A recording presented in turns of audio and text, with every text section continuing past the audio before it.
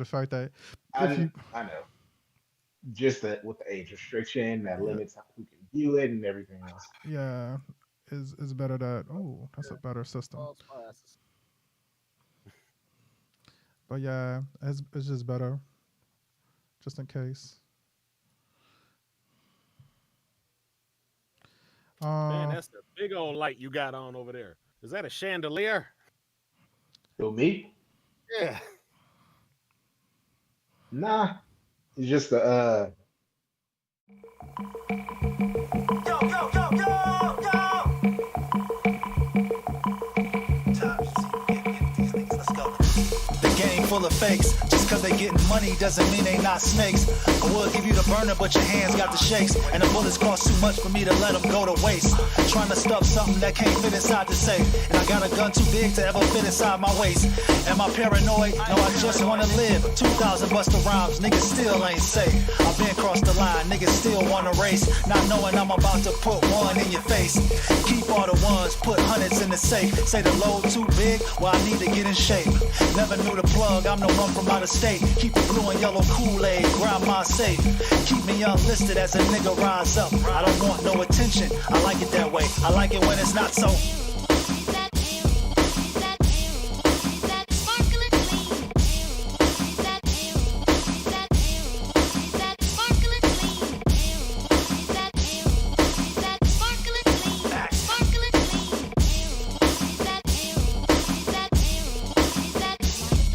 Come clean. At least I thought that's what the church mean. When you join the hands engulfed in sin, trying to be clean. And the preacher keeps calling you out like he is mean. Somebody come up to the altar and come clean. But if he ain't all clean, how we break free from dirty? Guess we all got our hands tied up. Who can you trust? Trust greed. Cause if anything matters is money. And I'm tired of the schemes trying to take it from me. Where's the light? Or am I just born to insight to unite? But if we don't latch on, who cares, right? Trying to go from broken bullies to financially upright. I see the light and I see why people be uptight. But if we don't change it all, it won't change itself for y'all. Enjoy your life. Most to say I'm right. Cause the greed got us all. We won't change shit at all. And I like that. I like it that way. I like it when it's not so. Yeah. Start fucking niggas up. Yeah. Come on. Come on.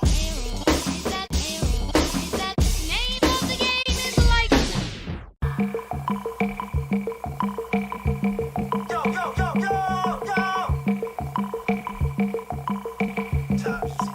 Get these niggas, let's go. The game full of fakes. Just cause they getting money doesn't mean they not snakes. I would give you the burner, but your hands got the shakes. And the bullets cost too much for me to let them go to waste. Trying to stuff something that can't fit inside the safe. And I got a gun too big to ever fit inside my waist. Am I paranoid? No, I just wanna live. 2,000 busta rhymes, niggas still ain't safe. I've been crossed the line, niggas still wanna race. Not knowing I'm about to put one in your face. Keep all the ones, put hundreds in the safe. Say the load too big, well I need to get in shape. Never knew the plug, I'm the one from out of state. Keep the blue and yellow Kool-Aid, grind my safe. Keep me unlisted as a nigga rise up. I don't want no attention, I like it that way. I like it when it's not so.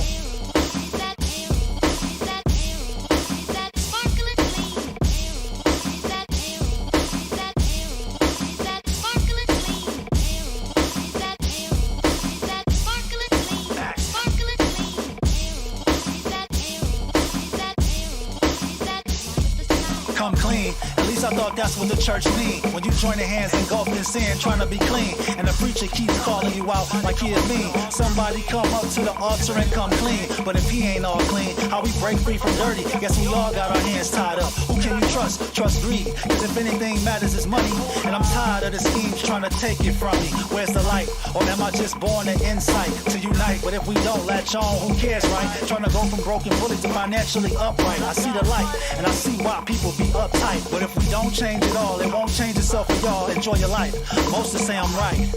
Cause the greed got us all. We won't change shit at all. And I like that. I like it that way. I like it when it's not so. Yeah. Start fucking niggas up. Yeah. hey everybody, how y'all doing? Hopefully everybody is good. I'm hoping everybody is having a wonderful and empowering day.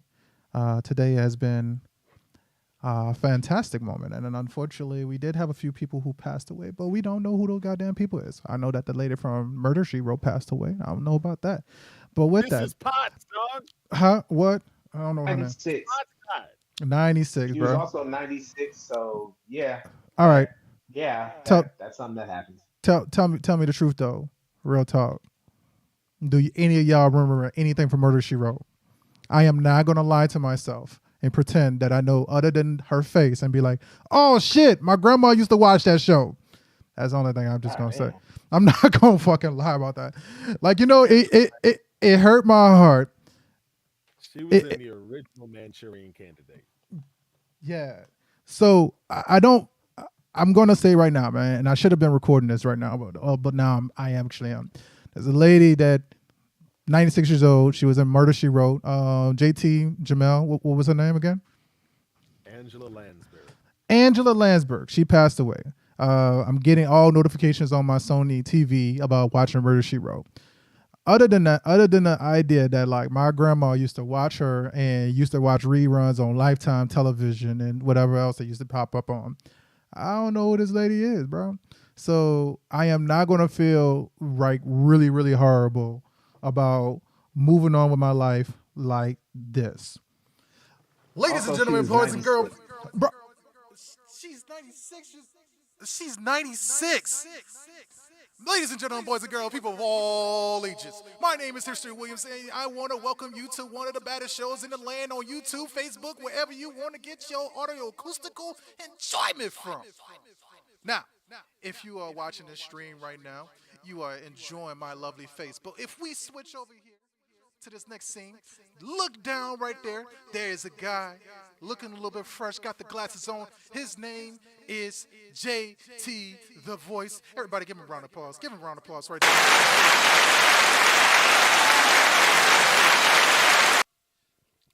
Now this young fella right over here, look like he's straight out of Compton, but he's really from Michigan.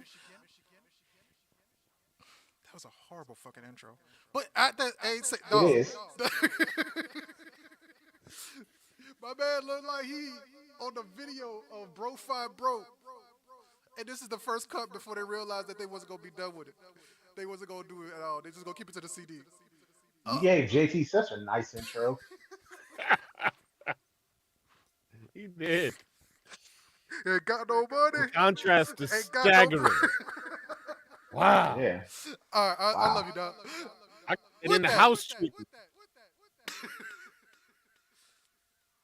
This man is one of the amazing people out there, man. I appreciate this dude. He is the suavest guy right now in Arizona, bringing the heat, and it's not even summer anymore. This man is the movie reviewer for us. He is from the Eastside Reviews. This guy right here, give him big shout-outs. Give him a round of applause. This man is Jamel Watson.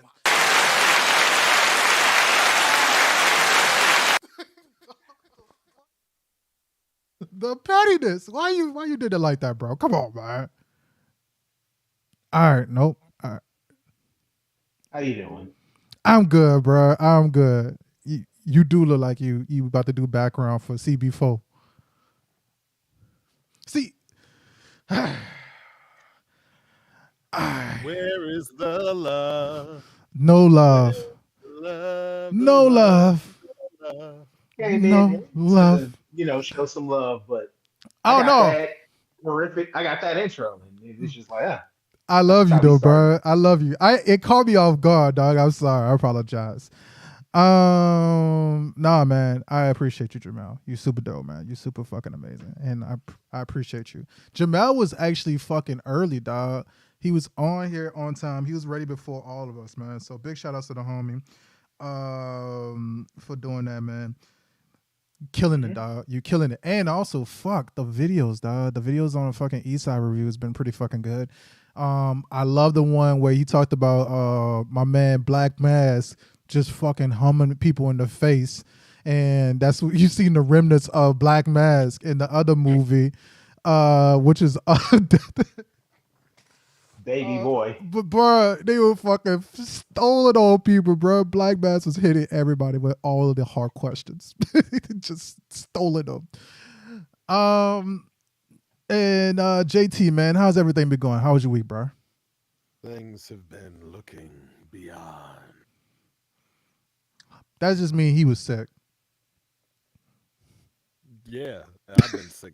Like I saw this comic, dog, and I have never felt Stop. like somebody understood like how I thought. It was going to be and how it was, and they were like, "I have been sick for 18 days." Was the part I was like, "Dog, I feel that." That's sick. So It's not COVID. I keep taking tests. It's not COVID. my wife was really badly sick, and she didn't have COVID either, man. My daughter was sick too, not COVID. Nobody's got COVID, and I'm kind of fucking petty about it. I'm so fucking mad because everybody else got fucking COVID, and I didn't get. I mean, I'm the only person in my house got COVID. My wife and kids was fucking hanging around me like it was no problem, like it was nothing, dog. They straight up was just chilling around me. And my wife was like, she'll quote every single time, bro. When I cough, dog, she'll straight up say, we ride together, we die together. Bad boys for life. Dog, she just said it every single time I cough, dog. And she never got fucking sick. She never got fucking sick. It's not mad that your wife didn't get COVID and your kids didn't get COVID. I mean, that's a blessing. That is a blessing, dog. But that means I'm the weak one. That means I'm the fucking soft one. That means they got their immunity not from. They got the immunity from back of your son, man. If you feel that you're the weak one, watch your back, because you don't try and establish dominance. No, that means that my immunity. All I know is, dog, my wife put on the homemade chicken noodle soup, and all of a sudden I was feeling a lot better. That's good, man. I'm glad that you felt better, man. Wakia does a good job. Willing to be by you coughing, bro. Just tell her what Jonathan said. You got to get up in the kitchen, man. Down for a brother to bring him to life. And I'm not mad at on my wife. We kind of like stay low key, bro. We ordered food. We already had like a lot of food already, so we ain't have to do nothing, man. So it was pretty alright. But I just was mad at the fact that like I was fucking dying, you know what I mean? And I lost my voice for like 3 days, 4 days. Instead of calling my kids, dog, my kids got used to me going like this, like I'll just like whistle over the car. Fucking whistling. And I just hit that shit the other day, dog. I was calling the dog. I was whistling, and my kids came downstairs. Like, you okay, Dad? I was like, bruh, I'm so sorry I did that to you. I'm so sorry I did that to you. But I spent like 2-3 days straight just going like that shit to my kids, like to come do shit. And that's like one of my pet peeves, dog. Like, don't do that shit to me. I'm not a freaking dog. Yeah. And the last thing I'm gonna do is heal to you. That is it's an automatic. You don't know how to communicate with humans. Well, I couldn't communicate. I lost my fucking voice. I had no choice. Talking about you, history. We done heard you quote. Yeah. But in the grand scheme of things, if you're out there whistling at people, you don't know how to have no conversation. So the fact that you were resorted to that is the funniest thing to me. Yeah. Because of my pet peeve of this. Yeah, bro. It was so bad. Remorseful of it too, because you're such a good guy. Yeah, well, that's the sad thing too, man. Because like I didn't figure out that because I got like Google Assistant. I forgot that you could text fucking messages and Google would just read it out loud for you, bro. I was so bad, bro. And I found out that like the last day, I was just getting my voice back. Yeah, I could make an announcement. And I could be like, come downstairs for your food. But I spending the whole fucking like week and a half just going like this, like that, just doing that shit. Yeah. So what you're saying is that you mentally damaged your kids for no reason. You forgot we have technology and you could, I don't know, text your kids, hey, could you come help Dad out? Like that was an option too. You didn't have to whistle at them like they Lassie or something. I'm gonna say it like this. Because you did hit a point. Like I mentally damaged my kids. I think that I did as much unnecessary damage as the dad at the end of the movie The Mist. Which, by the way, I just watched the movie The Mist again. But if you ever seen the end of the movie of The Mist, not the book is not the same ending. But the movie, at the end of the movie, unfortunately, the fucking dad off every single pilot car because he thinks that the monsters are coming. He gets out the car because he ran out of bullets, and then he gets out the fucking car. Come to find out, it was a goddamn tank and a caravan carrying people, and the soldiers are killing all the bugs.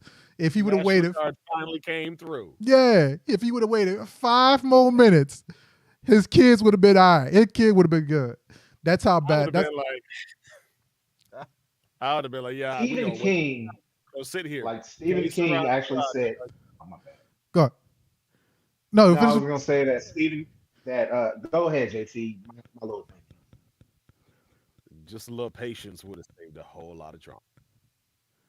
Yeah. So, boy, why are you so impatient to die? Yeah. Youth, man. Why are you so impatient to die? Yeah, man. Anyway, what was up, Joe? I was gonna say that, like, with emergency services taking that long, you think it was in like a black neighborhood that the movie took place in, but it wasn't. It was in Maine. And also, Stephen King said that the ending was so good, he wished he had put it in the actual book. That's how good that ending. Yeah. Do you know how the actual ending went? The actual the actual ending essentially went where they basically drove off into like oblivion. That's really what it is, and they didn't really emphasize if they lived or died at the end of it. So there was like 2-3 things that they changed in it.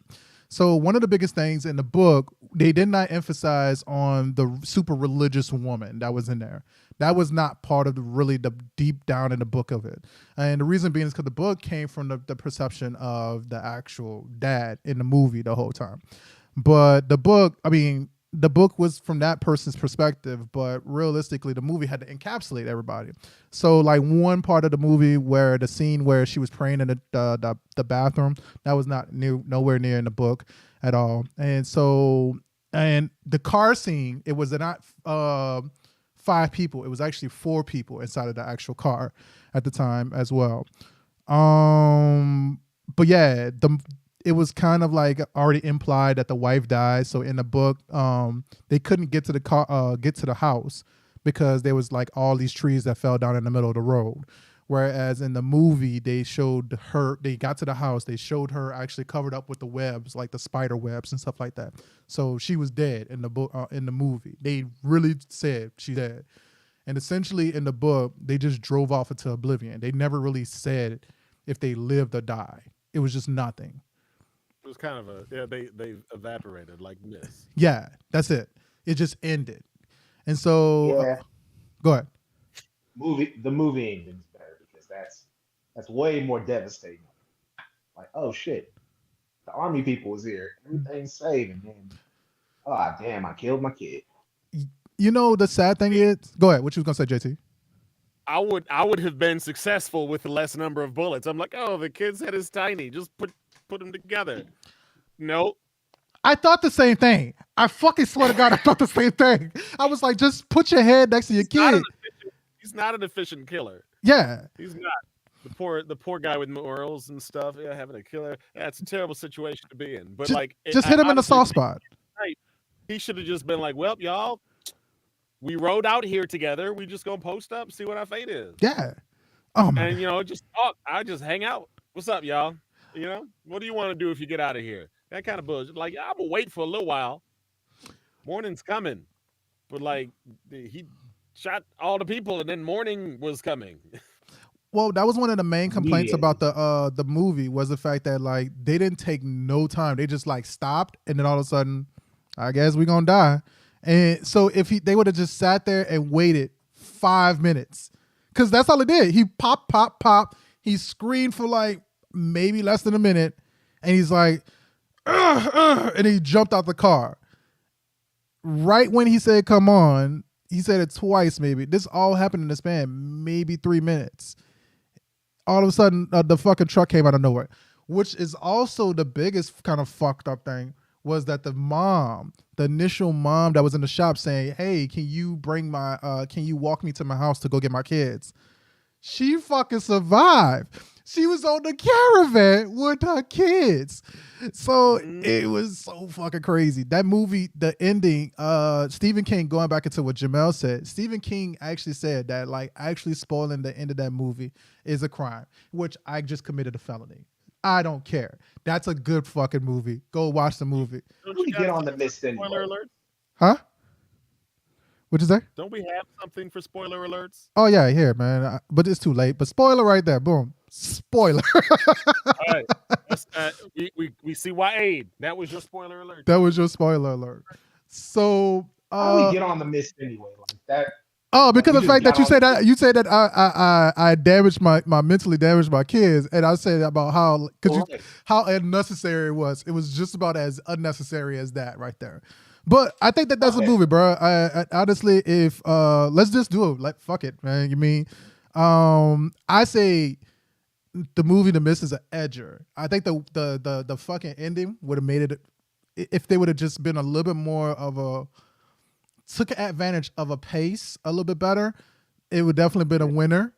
The winner almost made it a winner. I mean, the winner part of it would have been the ending for me. The fucking end. It was just a little more car chase would have gone a long way. yeah. You know, to know that it's only a matter of time, da da da da da, and that it gives it a sense of impending doom that we didn't get to enjoy for very long. Once they got to the car, I was like, "Oh, sweet, we got to the car. We out of here, right?" Yeah. And then they just kind of pulled off to the side of the road. It was like, "Nah, we done. This is enough. We tried as hard as we're gonna try, y'all." Yeah. I think that like kind of going in what you said, like if they would have just ran into that big ass praying mantis looking fucking thing in there, it would have been, yeah, it would have been a bigger, higher stakes. But like when they started driving, there was just like nothing there.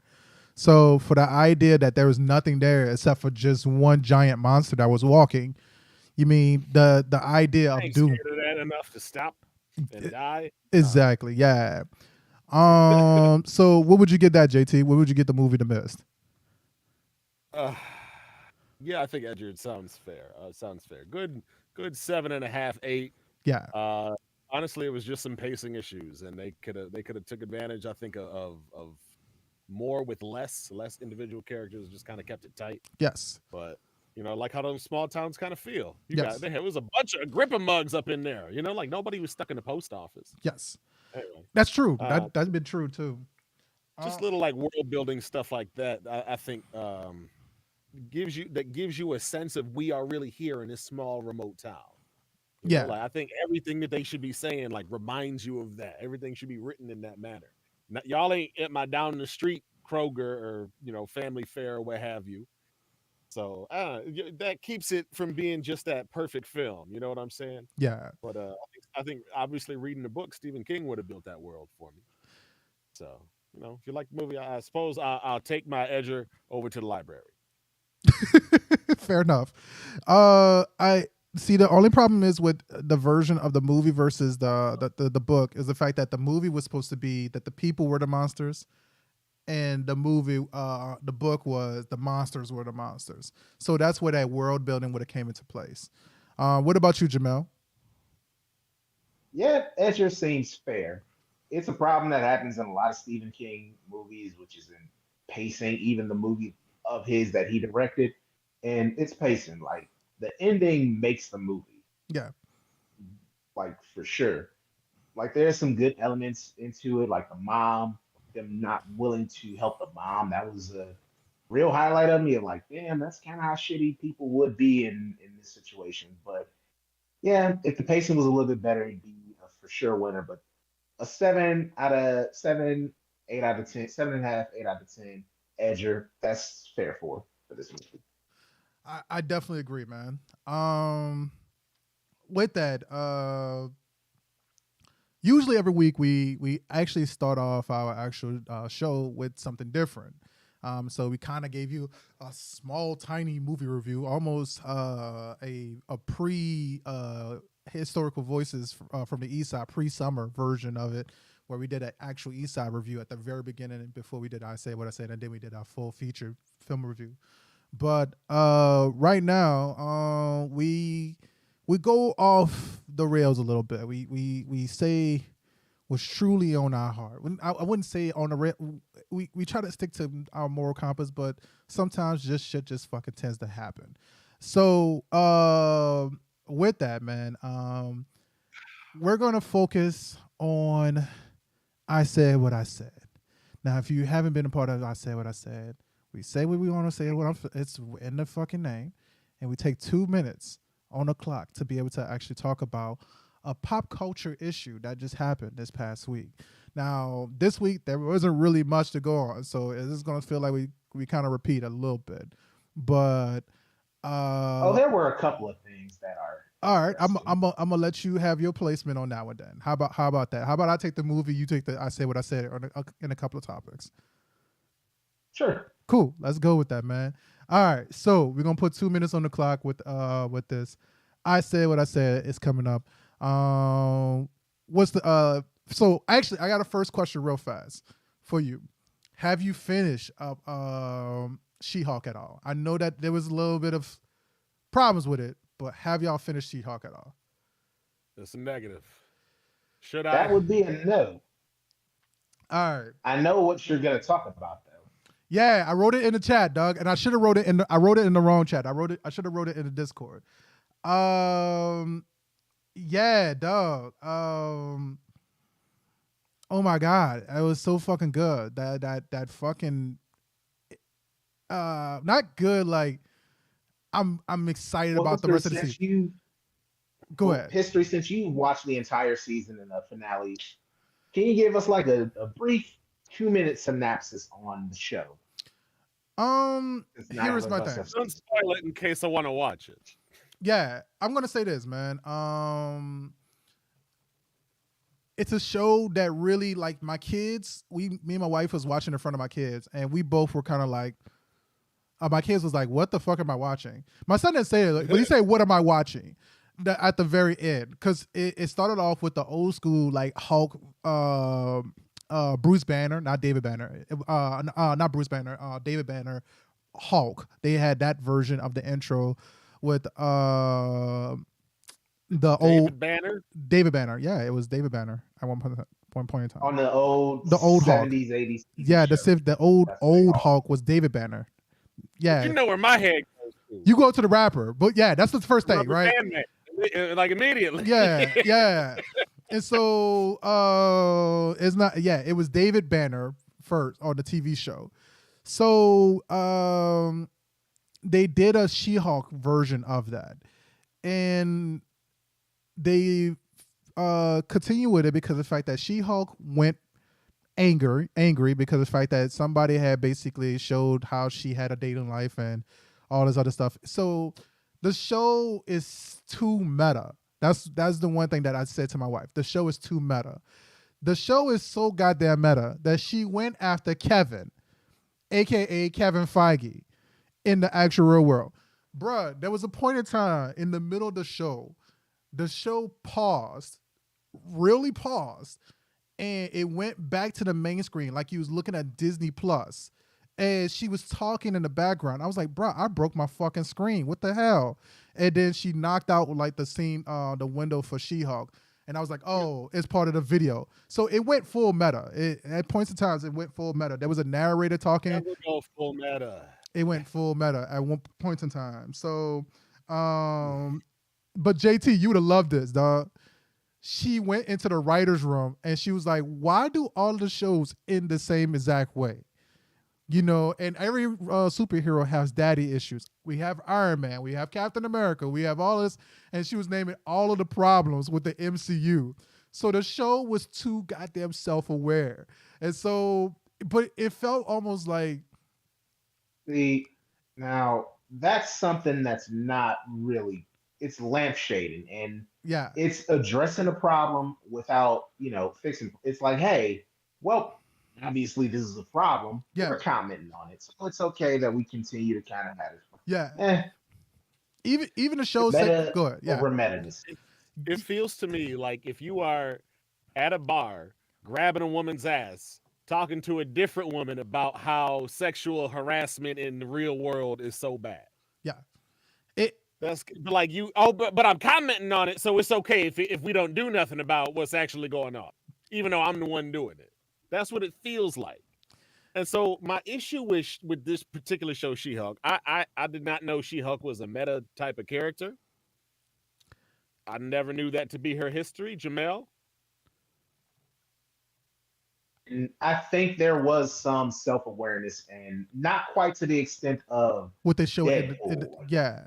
Not In like fact, it was she's created before Deadpool, but Deadpool ended up over metaing her. And honestly, I get what you're saying, JT, because that's kind of a problem that I have with Deadpool and a lot of media is that it's almost too meta and almost too fourth wall breaking and almost too it's trying to be cute for its own good. And just like, this is a little too much. Well, Yeah. let me comment on it. Come on, history, draw a straight line. Now, when you have a show like when you have the Avengers, do we want to think that the Avengers are a joke? No, we want to go watch our superheroes save the day. When I remember one of my favorite movies is The Prestige. Might be my favorite movie, period, is The Prestige. And so in the beginning, Michael Caine is talking about how to do a magic trick. He's saying that the trick is coming up and the audience knows, but they don't know exactly what to look for. And so then when you do the trick, they want to believe in the magic. They want to be fooled. Yes. And when you keep on turning around to people and you're like, hey, but this is all meta, guys. Ah, ha, ha, ha, ha. You're essentially saying everything I'm doing is fake and everything the whole time. And you're throwing down your entire curtain of cinema by essentially making this one series a joke. Yeah. And it's not, it really cheapens how serious you need to take a character like the Hulk. The suffering and anguish that a man like Bruce Banner has gone through, waking up 1,000 miles away from home, butt naked in a field somewhere. You know what I'm saying? Like wondering what I did, who's after me now, why is Wolverine chasing me? Why can't I turn into the Hulk this time? You know, and like that whole stress you make into a joke. There is a term for that, a movie term. I can't remember what the actual Latin name is or whatever, but it essentially means like to make a funny at a tense moment to break the tension. That's a certain type of humor. But essentially what Marvel seems to have a problem with is they keep on breaking the tension with humor so much, they keep fucking up the tension. There is no tension. The tension is gone. And you never once really believe that all this stuff is real when you keep having jokes reminding you that it's not. So you don't get to go put your little, comic book hat on and go have an adventure somewhere. It's telling you, hey, look, I know you're sitting on your ass watching Disney Plus right now. Oh, did we freak you out with our special effects? Gotcha. That's what it's saying. You know what I mean? And that's not why I watch superhero movies. I want to be inspired to go out and be a superhero and do heroic things and help people in my neighborhood. And that's just not what I get when I watch this Marvel stuff. So I agree with you. I think that's, like I said, I think that's why it was kind of cool that they was kind of like addressing it in a way where they didn't take themselves so seriously. They realized that they had a show where like, oh shit, we wrote something that's too sexist. And even like the character Kevin was like, yeah, but the internet, the algorithm says that this is the perfect writing for this. And it went into this whole thing. And she was like, well, no, we don't need this. For him to inject, because like there was a part in time, obviously spoiler, we fucking spoil shit. So please forgive me for letting you know ahead of time. We fucking spoil shit. So there was a part where she got her blood taken. And so the guy, one of the villains actually had the blood. He injected himself because he felt like she had nepotism, and then also on top of that, it should be a man having the Hulk role, not a woman who's doing. And it's like the obvious sexist shit that they were trying to point towards. And he injects himself, and that's when I told you they had that freeze frame of the screen happen. And then she said that like we don't need him to be injecting himself with the Hulk gene because the fact that you already did that. You got the heart-shaped herb, and then also on top of that, it would not just be the super serum. That's it. So you're repeating yourself constantly over and over again. So I think that it felt like at the very end, it was a YouTube video of like what was it? Couch Potato, like what you watch, or like the How It Should End, like kind of like videos that we've been kind of watching. It felt like that at the end, and I'm not mad at it. I think the thing that made me mad the most throughout the whole film, the actual season finale, was the fact that they made Hulk so small compared to Abomination. I remember Hulk being a lot bigger in the Edward Norton film. Like he was pretty the same size. He grew in that mug, if I'm not mistaken. Yeah, but they made him fucking. Oh, that was tiny. Eric Bana. In Eric Bana when he was 18 feet tall. Yeah, Eric Bana would grow, but the same thing happened with Edward Norton. He would be big. He'll just be naturally fucking big. You know, what? I think Jamel had that meme where it was like, man, Thanos picked the right time, because if he would have met this time, that Hulk versus... He would have got folded. Yeah. So, like, I want to say this Hulk that we looking at now, he may be like 7'4", whereas Abomination looked like he was like 9 feet, dog, compared to that, almost like 12 feet compared to him.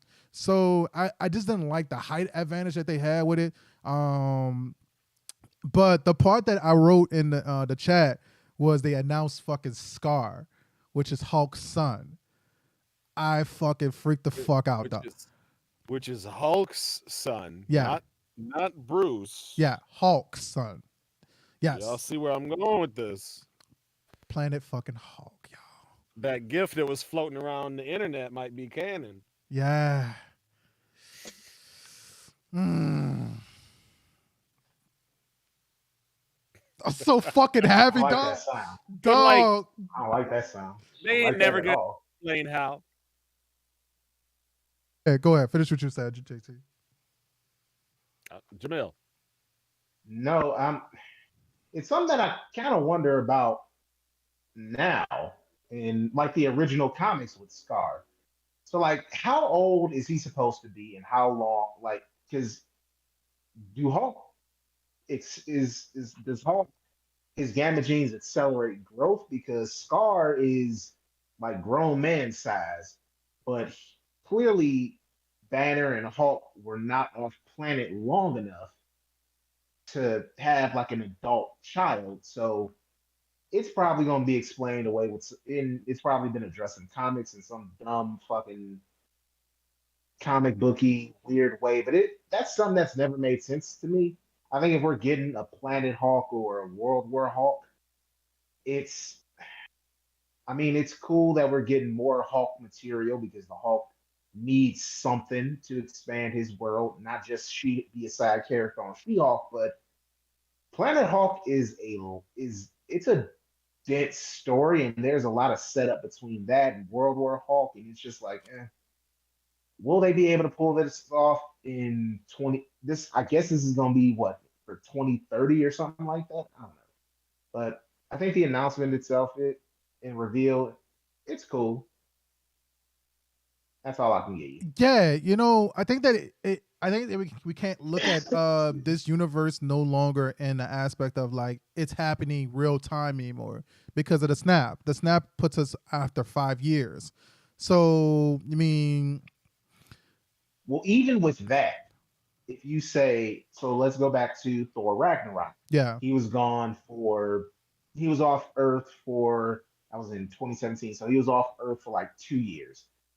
Even if you're counting the snap, that means Scar is what, 7 years old? And again, that's when I asked, Scar is like grown man size. How is he? It's just something I've never gotten with the original Scar in the comics. And it's something that I'm probably not going to get.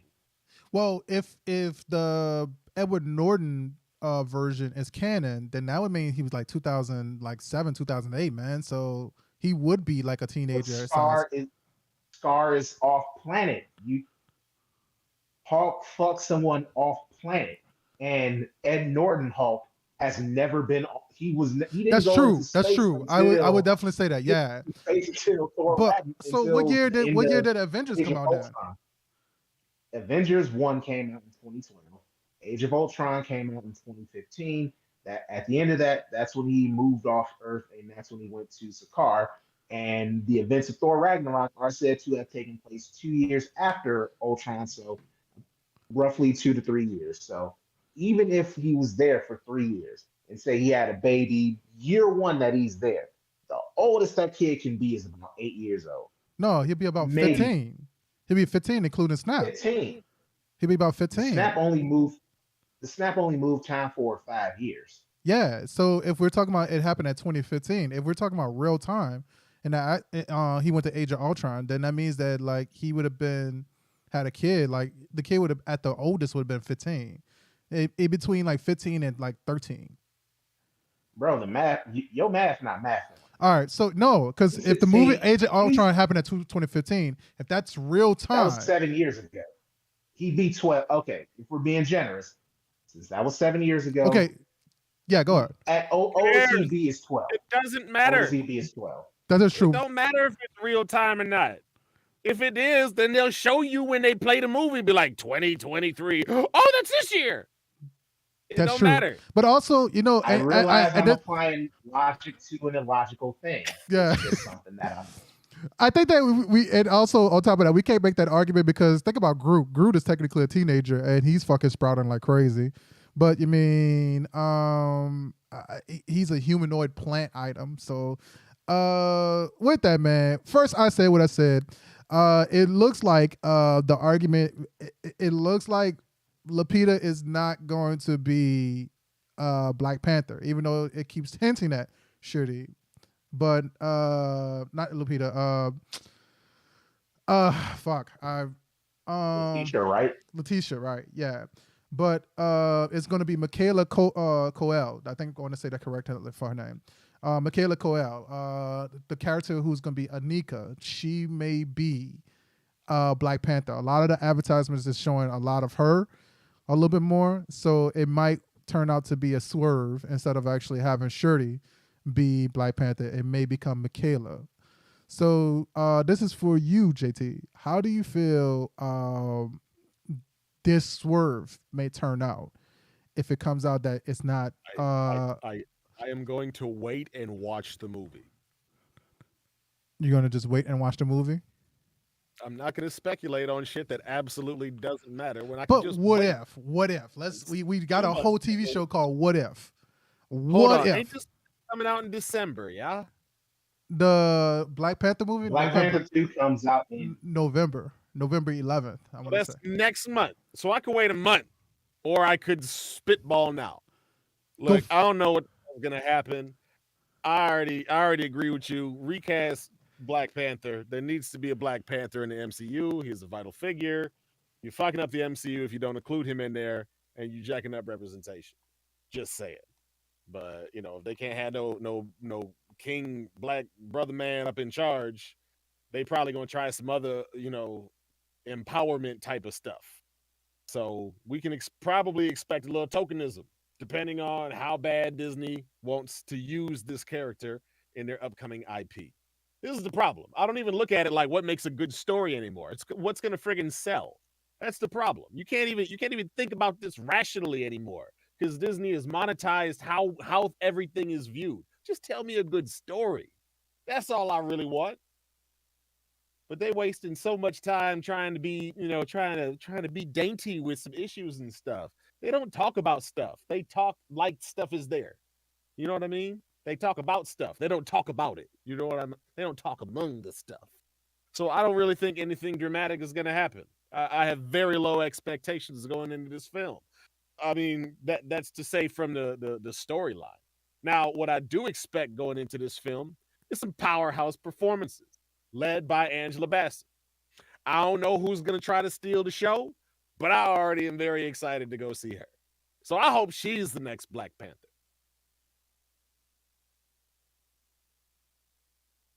I mean, she was Tina Turner, so why not? Yeah.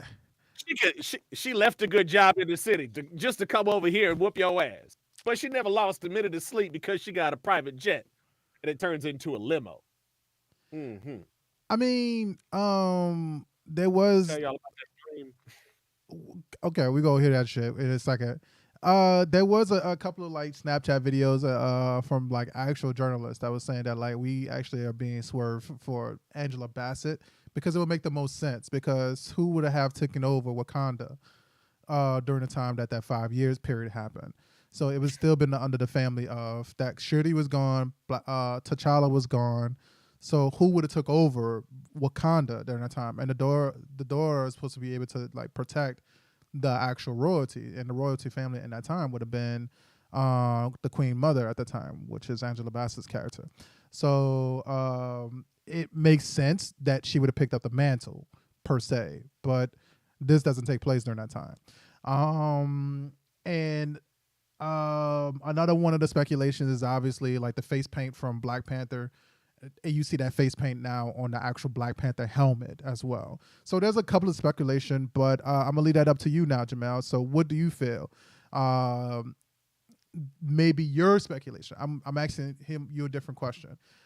Who do you think is going to be the next Black Panther, and why? I think going into gonna end up being either this Nika person that you mentioned or Lupita Nakia. I think it's gonna be one of them. Movie looks exciting. Like I'm confident in saying that the movie is going to be exciting.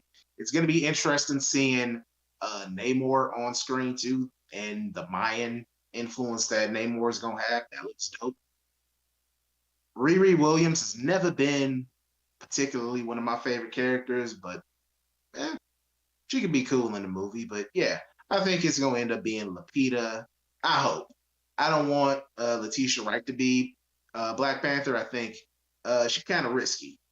She gonna risk the bag for everybody else. So give it to someone else. And also, can we start having women superheroes who get these roles? Can we start having them get jacked like these dudes be out here getting jacked? Because every female superhero movie that I see, they all got their regular slim bodies. It's like, nah, I want to see Brie Larson out here just diesel like she the Rock. I want to see Lupita out here just flexing like she Hulk Hogan or something. Like, yeah, do that. Like, get like that. Like, that's sexy. I think so.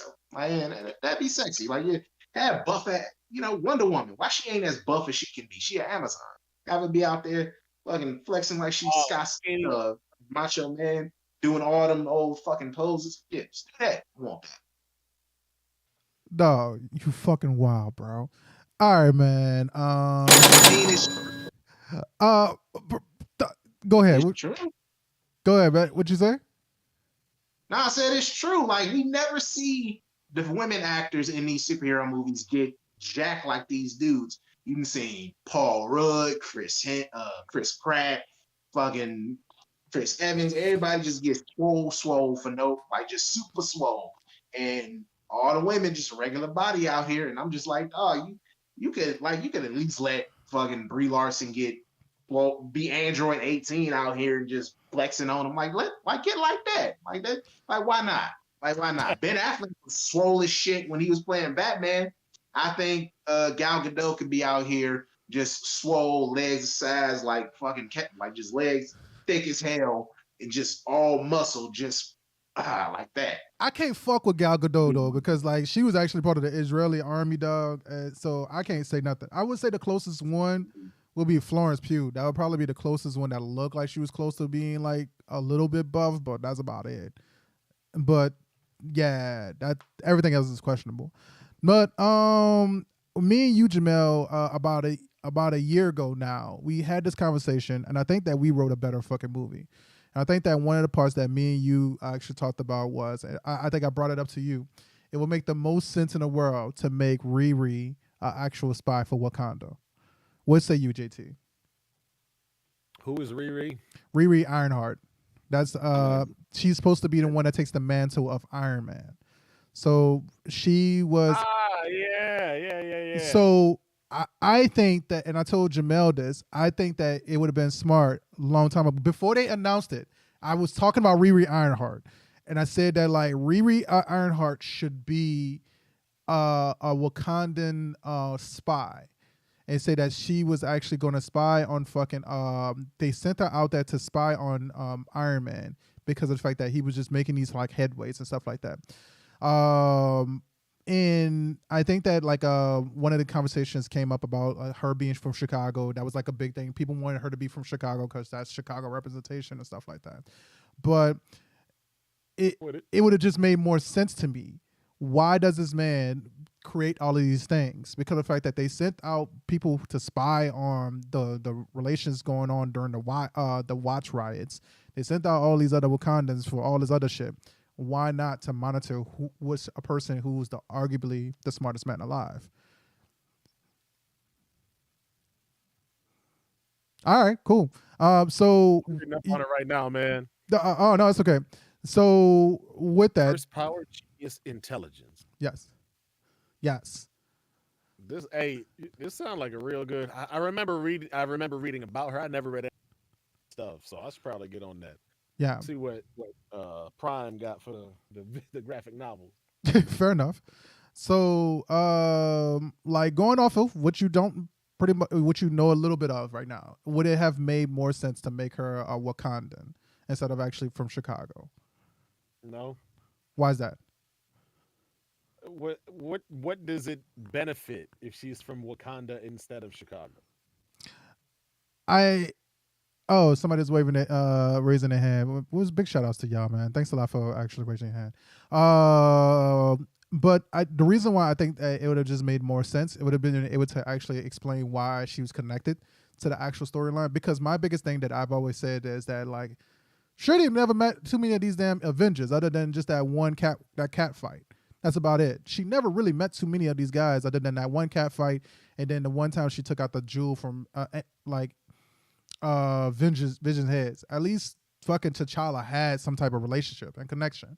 So it would have been a way to kind of bridge that gap. Okay, this is how she be connected to these new Avengers. I don't see a gap there. That's my problem. Like there is no gap. Why is that? You want to make a girl from Chicago and she got Tony Stark's armor. Then she made herself relevant. She ain't got to be tied to nothing. Why can't she be from the shot? Why should she be connected to the Wakandans? Like asking for a whole bunch of. I just don't see the benefit. Okay. It don't make nothing better for me. You feel what I'm saying? It's a cool idea to tie the world together, but it seems so extra and it discounts who the character actually is. Okay. And I think that is what it does is it dilutes the character because they say, all right, we got this one character. We know she's black. You know who else got black people? Wakanda. Yeah. So she's from there. Yeah, that's where all the black people are from. It's in Africa, right? That's it seems too close to that. She's from Chicago, where they also have black people. And she is super smart. You don't have to be from Wakanda to have a genius intellect.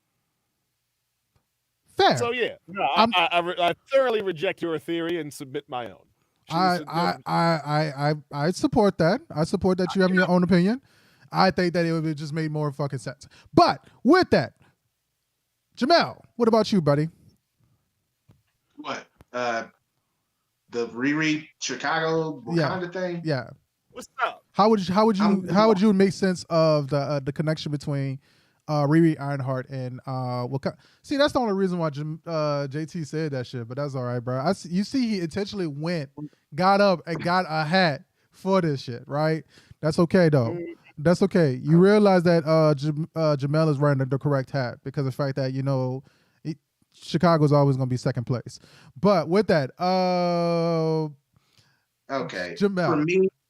In one, I mean, you could put her from just to be with JT, move her to another Black American city, like move her to like Houston or Atlanta, like have her be that. But honestly, I don't think she needs to be a Wakanda. I think that you can tell the same story, and I think that if in the movie, and this could be, I don't know if this is a prediction or not, but maybe in the years since the snap, maybe like Wakanda started like taking like students who are studying abroad and particularly targeting like black views, and that's how she ends up in Wakanda. Like there's ways to get her to connect with Wakanda and that story and everything else, but I don't necessarily think she should be like the spy thing. I think it worked well in that first movie, in the first Black Panther movie, with the twist with his uncle. In this one, I don't think that it's something that's necessarily needed. That's just me though. Again, move her to like Atlanta or like Houston instead of Chicago, because Chicago people they arrogant enough as is. But yeah, that's just my 2 cents. I don't know, man. I just feel like it's too on the nose for me. That's what I'm just saying. Like Chicago is just kind of fucking like a stereotypical place to put her from, man. So, but Why? it feels stereotypical. It feels stereotypical, There's dog. black people there. Because black people is there. Then I feel like it's stereotypical. I feel like you should do it where Hey, he would rather that the black people come from the fictional city-state of Wakanda. No. For the purpose of storytelling, I because like think about this, man, and it would make me also biased to Anthony Mackie's Captain Falcon, and he is from New Orleans. And he's from Wakanda. But he's not from Wakanda. But see, my only problem is my dilemma is about that is the fact of how do you do the actual world building, which we all agree that Marvel had a problem of. I think that this would actually fill in a gap for that actual world building. Is actually having, hey, how did she get the technology or the understanding? Kansas makes sense. You know what also makes sense? Put her from fucking North Carolina. Because the fact that he was also in North Carolina and Tennessee. We can do some shit like that. If you want to be some petty shit. You have to convince me of the benefit of moving this character's fictional birthplace. Where was Tony Stark in Chicago? I'm just throwing it out there. It doesn't make sense. It would also makes more sense for the fact of, especially for her Riri to have been, Iowa. That definitely works out. Iowa definitely hits. But I think that you would have just a better story. Somebody from the States, Kansas, and ain't no Negroes in Iowa. Yeah, I think that you could. I think that you could not. And I'm being sassy for the Iowa comment, but I think that like honestly, like you do better world building in the world of Wakanda. You need fucking heroes. I think that you just need to do better world building. You know who needs heroes? Little boys and girls in Chicago who can see themselves in that little smart. You know black who also girl. they got a hero in the United States for that character? Because fucking Chris Evans represented America, Captain America. That dude is from fucking Brooklyn. There's a white kid in Iowa who also knows Tony Stark. I'm just saying, America you can also have the same guy. representation for. With the times. It is getting with the times. It is getting with the times. Damn. I'm just saying, we have Captain America, who is from New Orleans, Louisiana, a black dude who went to not only Hurricane Katrina as well. I'm saying that you can also do the same world building for more characters in Wakanda as well. The world building doesn't have to necessarily mean that the person is in Chicago. I'm just piecing shit together. I'm not important. I'm doing a podcast with only for. Watching too much of that goddamn She-Hulk, and you're overthinking everything. I'm not overthinking everything. Just because I don't agree with you, don't mean I'm overthinking. That means I put plenty of thought into it. I'll be seeing how what you watch bleeds into the broadcast, dog. I see that. I see that you have your opinion. You stick to your opinion, and that's perfectly fine. I respect that, but that doesn't mean that my opinion is less than yours. Mine, like I told you, I respect your opinion. Is less than mine because it's a worse idea. So I respected your opinion, but then you took mine down. All right, we're gonna move on to this one. So, Jamel, what is your next thing, man? What is your next? I say what I said. Oh wow, okay. Yeah, we're doing this. Yeah, Alex Jones has to pay nearly $1 billion to the families of Sandy Hook because he was a lying sack of shit. I posted the story in our Discord, but yeah, he's likely going to try and appeal to get that down some. It might get appealed down to half, to like 500 million, which is still $500 million. And I'm pretty sure Alex Jones ain't worth $500 million. So it's a beautiful thing. It couldn't have happened to a nicer person.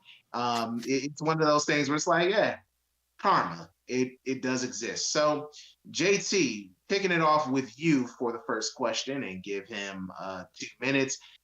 How do you think this should affect the more conspiratorial people out there? And do you think more people will start to have consequences about the words that they say on internet or anything like that, especially people with a platform like Alex Jones.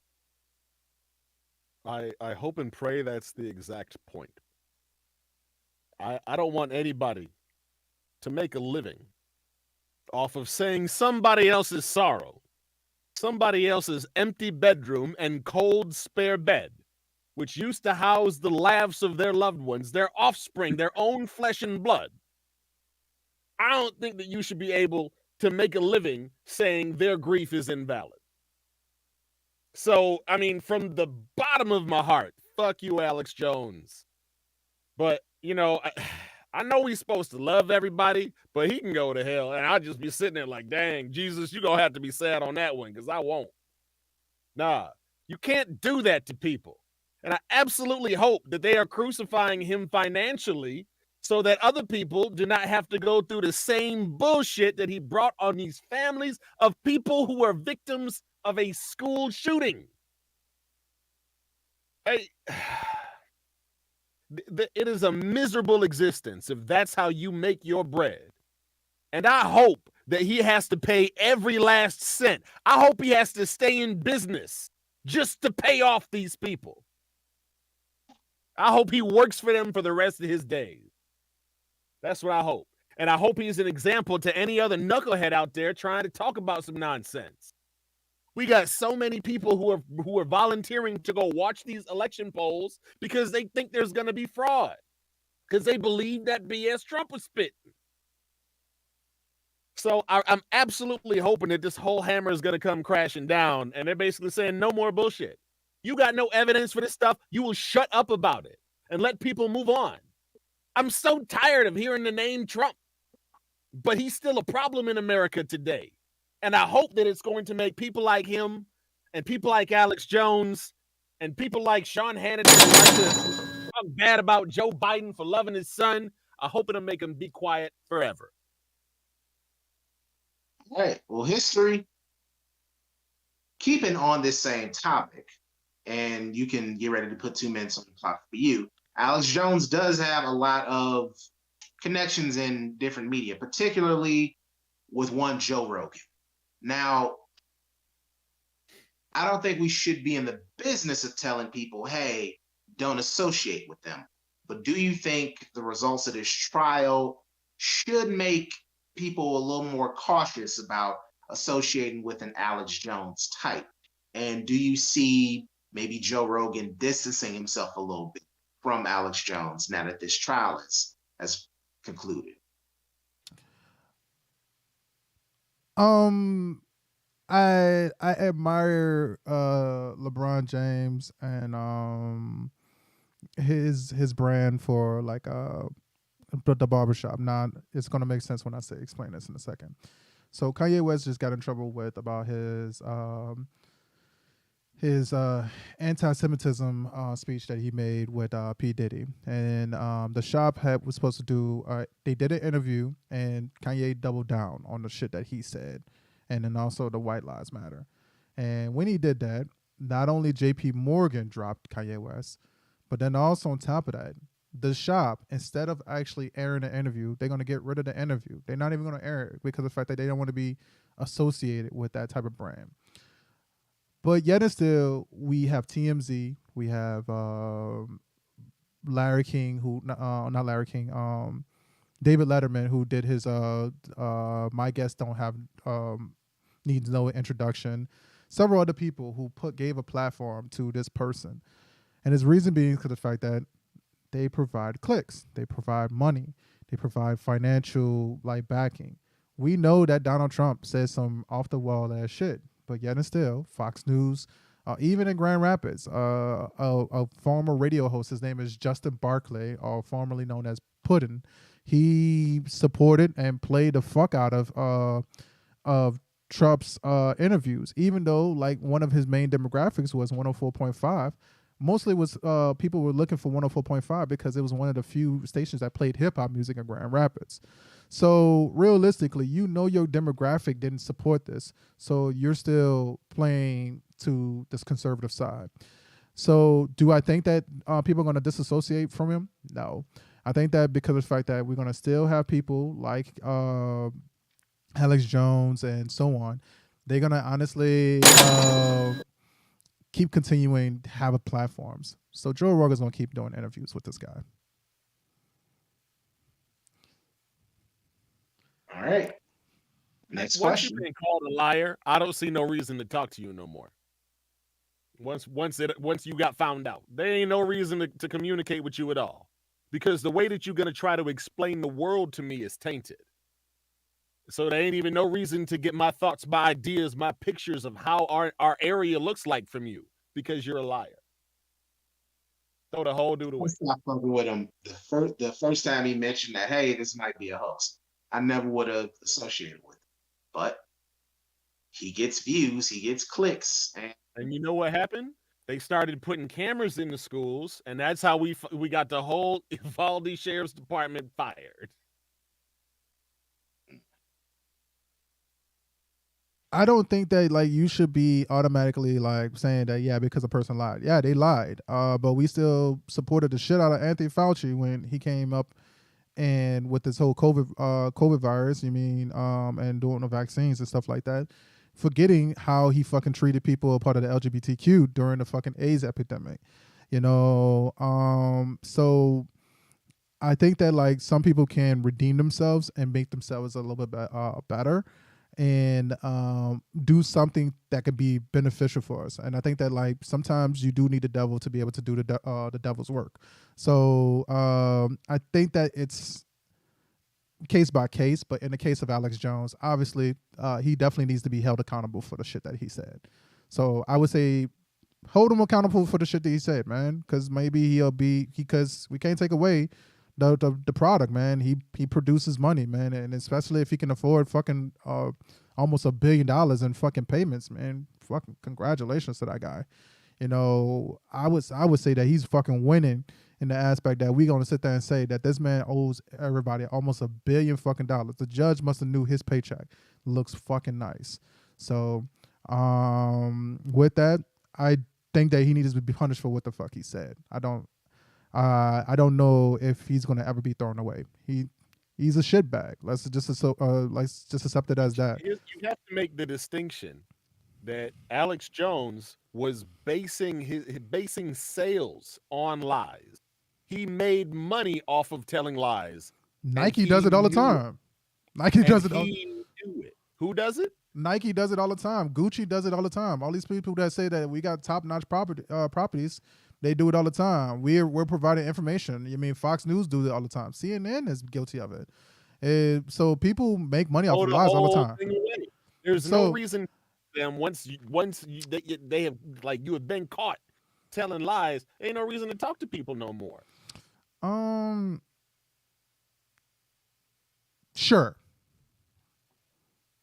That's how you get peace in your life. You remove those type of folk. Sure. Cut Alex Jones off. Never watch him again. That's what I say to everybody. Sure.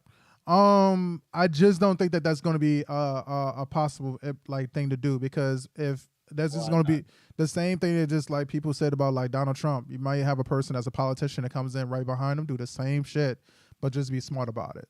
So like I said again, sure, yeah, he may get caught, but you're going to have another person that's going to do the same fucking thing. It doesn't mean that like it takes away from the idea that like we're gonna still get news from somebody. He's gonna still fucking financially be winning, and people are gonna still give him fucking platforms. Do you know what the tagline for a Darwin Award is? What's up? For those who have helped enhance our gene pool by removing themselves from it. Okay. That's a Darwin Award is when you do something so stupid you die because of your stupidity. Mm-hmm. That's how you get a Darwin Award. Yeah, but also how many people go ahead.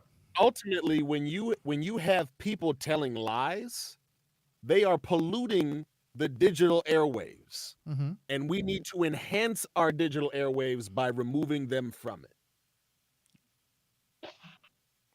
Sure. Because there's also been plenty of people who's been disproved because of the fact of like shit that they came up with.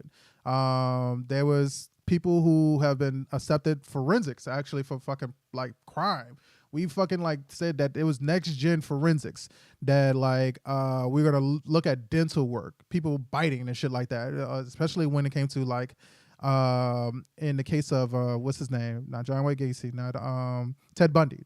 So all of a sudden all these people were doing these actual dental forensics. And in Mississippi, there's actually a documentary, an Innocence Project documentary about it right now.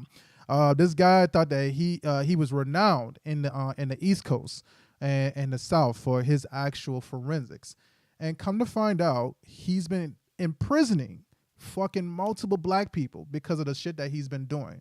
Now, granted, I mean, he lied completely, but that doesn't stop the fact that people just listen to him, and it doesn't stop the fact that he didn't still have a platform. So realistically, yes, I agree with you that if their person is lying, they should be held accountable for it. I just don't think that it's possible that somebody's going to sit there and say that there's never going to be a platform for this person anymore. Alex Jones was never supposed to have a platform no more, and Sean Hannity was not supposed to get a platform no more. But those dudes are making fucking millions right now doing what we are doing right now, which is podcasting. They make millions off. Tommy Lauren got fucking smoked on Trevor Noah's Daily Show, and she still made money. So realistically, the Blade, I mean, there's plenty of platforms that show that like they lie and they still make money. They still get people who go after them, watch them. I mean, another one is the Inquirer. I mean, they are known for lying and bullshitting. TMZ was actually known for that for years, before they actually started becoming the number one place where you get most of the headlines from now. I mean, it doesn't mean that the platform is not going to be there, you know? So I don't think that there's going to be ever a situation where somebody's going to be like, turn the TV off. It's going to make them lose. It's not going to be like that. It's not going to be that easy. But go ahead, man. What's your next question, Jamel? Go home, y'all. Cut your TVs off. Watch YouTube. YouTube is just as bad. That's like that. All right, go ahead, Jamel. Next question. Keeping it on 2 minutes because we went over on that for both of y'all. Yes. Respect the timer. Yeah. I'm just kidding. Yeah. Got a question on some recent Marvel projects have been shuffled, pushed back. Most notably, Blade has been pushed back. It was supposed to come out, I believe, in November, either 2024 or it basically, a lot of movies have been shuffled around. Most notably, the Secret Wars Avenger movies got pushed back to from 2025 to 2026, which makes sense. Now, on the subject of Marvel, let's ask a fun question because we're getting a little serious. For the X-Men, JT, like let's fantasy book, let's fantasy cast. Who are 3 X-Men that you want to see in this new MCU X-Men? You're breaking up a little bit. That you have in mind of casting them. So, JT, first for you, 3 X-Men that you want to see in this new movie, and then some possible actors. Well, I'm already getting Wolverine and Deadpool, so there's that. We can, you know what? Let's take. Matter of fact, I'm gonna give you a challenge. I'm gonna give both of y'all a challenge. No Wolverine, no Deadpool, no Professor X, no Magneto, Cyclops, anybody major who was in the original trilogy of Fox X-Men movies. Let's avoid them. Let's get some lesser known ones. Let's pull from the catalog. Let's really make a new type of X. But you know what? No Wolverine, X-Men, no Wolverine, Professor X, or Deadpool. Just those 3 off the table. That was quite the renege. I had to because then it was just like, oh, I want to see Cyclops now. He was cuffed in them old ones. So Nightcrawler was my dude. But Nightcrawler got his due on X2 because he had that opening scene in the White House where he rose through everywhere. That shit is still, it's up there for me with the Dark Knight bank robbery scene as my favorite movie. The coldest open. My guy didn't want to do the makeup. Like the only reason he wasn't back in X3 is because that makeup took all goddamn day to put on. Just man, you better collect that check. You got Rebecca Romaine out here naked doing the makeup and everything for all 3 movies. Couldn't handle it. Jennifer Lawrence couldn't handle the makeup and everything. Boy, Well, people built different, but back to the original one. Y'all remember Jim Carrey and the Grinch, y'all? Besides Wolverine, Deadpool, Professor X, 3 X-Men you want to see in these movies. JT? Love me some Nightcrawler. Let's go with my dude Nightcrawler. If you Nightcrawler, Kitty Pryde is like, she is due for some shenanigans. She never gets to do nothing fun. She only's like, oh no, I gotta run. Let me run through this wall right quick. She is like one of the most dangerous people. I'm gonna go over here. You gonna what? Shoot me? Oh no, you have a hallway full of flamethrowers. I'm just gonna phase through, walk right under them mugs. All right, bye. I tell you what, I would be excited to see that. Anyway, Nightcrawler, Kitty Pryde, buddy cop movie. And who is the tag along? Not Jubilee. No. I'd like to see one of Scott and Jean's kids because you know, based off of their genetic roulette, some of that stuff gets pretty crazy. So you know, it might be kind of dope to see some of that going on. Young Cable or something like that. You know what I mean? That would be kind of dope. We get old Cable, and you know, I'm pretty happy with it, but I think that would be kind of dope. All right. History. If we History. get to that, then Bishop. All right. History. Same question to you. 3 mutants that aren't Wolverine, Deadpool, and Professor X that you want to see in this new slate of X-Men movies. I have 2 actors and two mutants for each of those actors. But the one that I by far want to see I following the rules. I said 3, and then some actors. You talking about? I got some actors. I got actors, and who I want them to specifically play. That's what I'm saying. Actors, you got everything. I got actors, and I got because there's always been something that I want to sit on. I just said I got their names for them. But if you wanted me to go with it, Cyclops, Wolverine, and Morph. Cyclops, Wolverine, and Morph. I do agree with Nightcrawler. I do feel like Nightcrawler is such a high. Paul. JT, who are the 3 mutants that I said asides them? Deadpool, Professor X, Wolverine, and Professor X. Come on, bro. I was gonna say for a reason. Wait. I was gonna say for a reason. And that's what I said. I had an actor for it, but and then I told you, if you listen, that Nightcrawler, I agree with JT as well. But I do want to see Cyclops in it, and then I also want to see Morph. Morph is my other person. But I would like to see, because of the fact that they don't have him playing T'Challa, I would like to see him Yalan Noel, who was originally, I said that would be an amazing fucking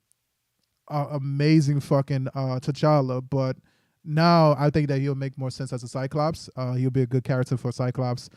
Zendaya is a really good actor to pick for X-Men, but she's Mary Jane. So you mean Dazzler? Yeah, but I think that you know what, man? There was actually pull to make Kiki. A lot of people are trying to promote to make Kiki Palmer fucking Rogue. That would be dope. But I always wanted to advocate for like Yalan Noel, and then also Scott Adkins. But that's who I said that I was like, that's always a character. Wolverine, I never felt like Wolverine got justice done for him. The last time we actually truly seen some close type of justice was Logan. But I always felt like Wolverine and Cyclops always had this love affair that like we looked at them and they were like the characters off of the movie Savages. If you don't know what Savages is, it's about these 2 guys and this girl, and they're in a polygamous relationship and they're drug cartels. And these 2 dudes are fawning over these women, kind of like that. Like, I know that people are saying cuck, but I think that it's just an awkward relationship they just never put together. But Morph is the best friend of Wolverine. That's why I was saying Wolverine. We need the best friend of Wolverine in this, and he was the heart and soul of the X-Men, especially when you watch the original cartoon as well. It wouldn't have led to Wolverine going so like ravaging, I guess, to like all of the people who were building up the actual the X-Men, or I guess the mutant concentration camps and stuff like that. So Morph was a good pull. And to have a guy who is changing his body so goddamn much that he doesn't even understand his own identity is a truly big storyline, especially for him to be able to actually morph, but also capture everybody's power as well. So it's pretty dope. So I think Morph should hands down be inside of it, as well as also Cyclops and Nightcrawler. So I agree. Me, if I had my choice of all of mutant kind, I would go. I'm gonna go a mix of the classic and then the revamp from the '80s. So I'm gonna go Iceman. Okay. I'm gonna go Storm, Mm-hmm. and I'm gonna go just as a wild card because I think he could be a lot of fun. I'm gonna go with Beast. We need a nerd on the team, so I'm gonna go with Beast. Definitely got to see them. And as far as casting, I know people gonna be like, "Ooh, Zendaya," but like she can't be two people in Marvel at the same time. So I'm gonna go with old girl. I'm gonna go with old girl from Jurassic World Dominion, the black chick in that. Can't think of her name, but I think she'd be a dope Storm. For Beast, I want to go against type, and I'm gonna go with the dude who is like big and strong, but like could be a gentle giant. And it would really be helpful if Dwayne Johnson wasn't Black Adam. It'd be helpful because I think he'd be good in that role. But someone along those lines. And for Iceman, give me old boy from Baby Driver, Ansel Elgort.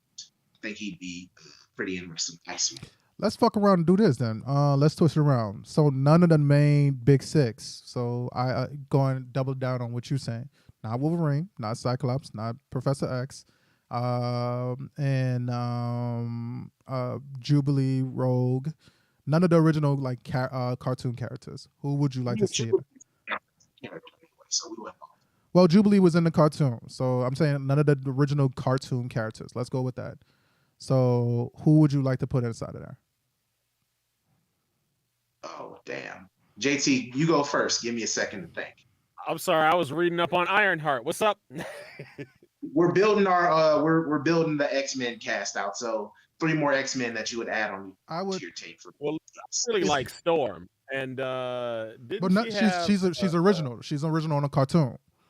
Yeah, but then she had a little brother Spike, or a son or whatever, Spike, right? On her nephew from X-Men Evolution. Yeah, that's nephew. And Spike was a dope dude, man, and I really thought that he was a lot more than just a porcupine. So he would be kind of interesting to see in there, and like the whole all people ever see me is just a steak for vampire hearts. Throws a fingernail at the wall or whatever, And he's like, but I can do this. Makes him a little staircase, jumps up to the second floor. You know what I mean? I liked him. I always thought he was cool from X-Men Evolution. Yeah. I think one of the psychics that I never really got to see in action was Strife. I had the first Black Friday I ever done went on as a kid. Went to Meyer over there on West Main in Kalamazoo. And they had goodie bags for the kids, man. This is back when they did it big. Like they opened that Meyer, they had a cow and stuff to pet. It was, they used to do it. They did a little different back in the day. Nowadays, it's just open. It's like, come buy stuff. So they tried a lot harder back in these days. But they gave us a grab bag. And so I had, we had a Professor X in there, a Magneto, and I got Strife. And I was like, who the crap is this? And anyway, I think it would be really interesting to have him in there because he's a psychic. So you always need some mental shenanigans when you're talking X-Men. And then you need some defense for that too. And I can't say Jean Grey. That's why I said one of the other, kids.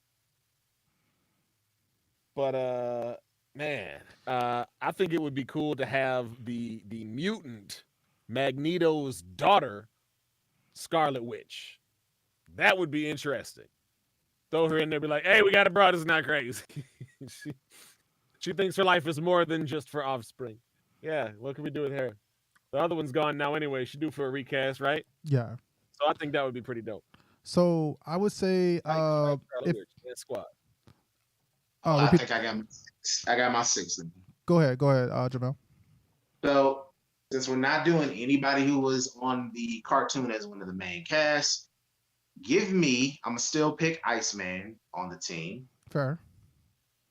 I'm a My Hero Academia fan, so I'm going with Multiple Man, kind of being in a similar vein of Twice. I think that's always kind of a useful ability to make more copies of yourself that you can kind of boss around and order around. Okay.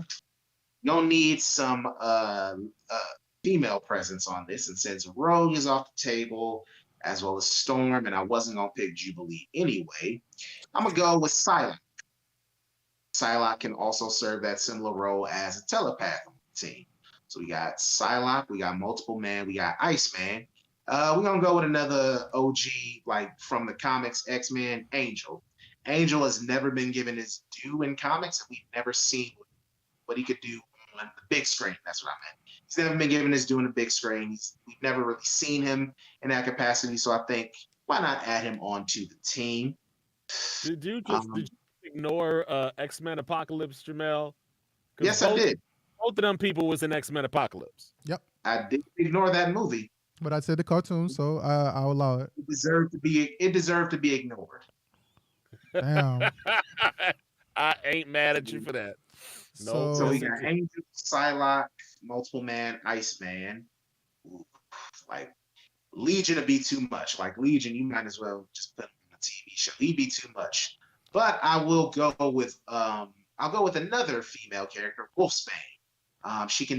She has the ability to like transform into a wolf. I think that'd be an interesting dynamic, especially her. Maybe you can dial into some of that teenage insecurities with her appearance, and she's on the team with Cyclops and Psylocke, and so maybe she kind of feels some type of way, like, oh, she's so pretty, and then I look like this, and that could be like, that's always something that happens in a lot of X-Men, playing with like teenage feelings and emotions.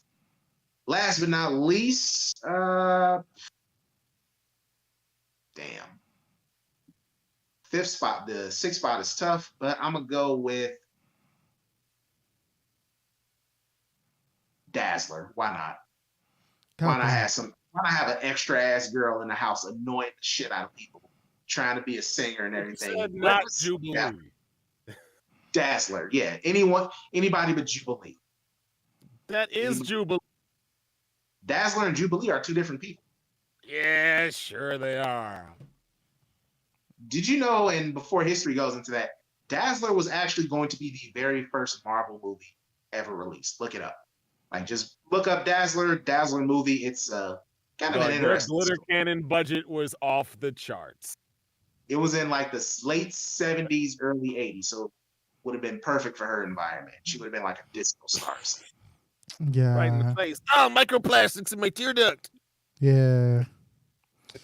And so history, who's your six? You ain't got to pick actors, just who are your six mutants?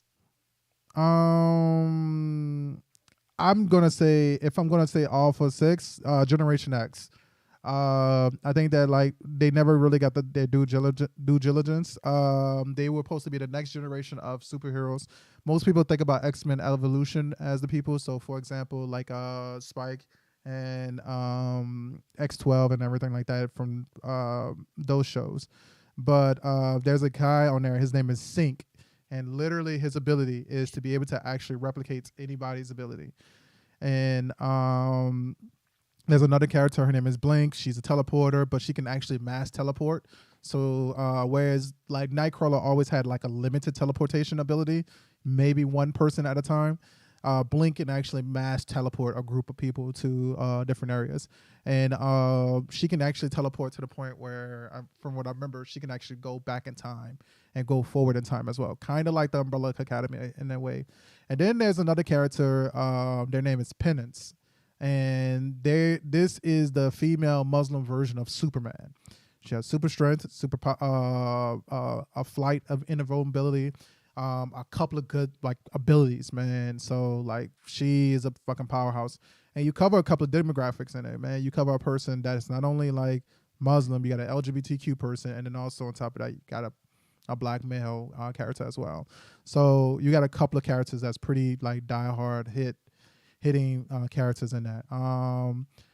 With that, man, let's go into our fucking movie review. I realize that we kind of like hanged on to this a little bit more. So Jamel, you didn't really see this movie, correct? Nope. Okay, so Jamel is not going to be able to give us a rating. Try to give us a rating. Should have made him watch the movie before he could say anything on the podcast. Yeah, we might have to redo it. Here's the thing. I tried. As some of y'all might know, back in the whole when we were doing the Marvel review thing, I said I was kind of tired. I dipped out, canceled my Disney Plus subscription, and it's been canceled for like 2 months. So I didn't restart the subscription in time. I apologize. From what I've heard, it's a solid hit. It's a winner. But what say you guys? Werewolf by Night. Take over. Cool. I'm gonna read. So Carl is the one that. I'm sorry. Sharokazi is his online name, but his real name is Carl. He is dox him like that? What'd you say? You just go dox him like that? Well, yeah. Apologize. Yeah, I didn't mean to. But he's the guy who actually picked the movie for this week. He wrote. Werewolf was a call out to classic monster movies, to the point that they threw in some film reel transition marks in some of the Marvel's old comics.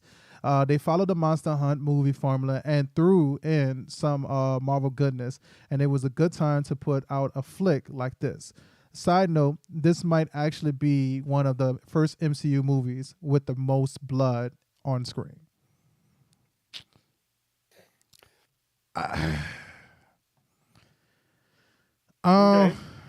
So we start off this movie. These guys are actually inside of the this room. They do follow the formula of like the old Universal like horror movies, like the old Dracula movies, and as well as also werewolf movies as well. So it is Marvel going into black and white, full black and white. I think the only like downfall throughout the whole scene is the fact that you had the one jewel that was red throughout the time, and I get the point. But black and white throughout the whole film, and you're doing like the old grainy film, definitely does feel pretty good. So you are welcome to a new character, which is Jack Russell. Jack Russell walks in for the funeral celebration for a fellow hunter, which was I'm missing his name. His daughter is actually sorry, the hunter name was Bloodstone. And so we're welcome to Jack Russell being introduced with the wife of Bloodstone, and they have a bunch of killers, actual death dealers.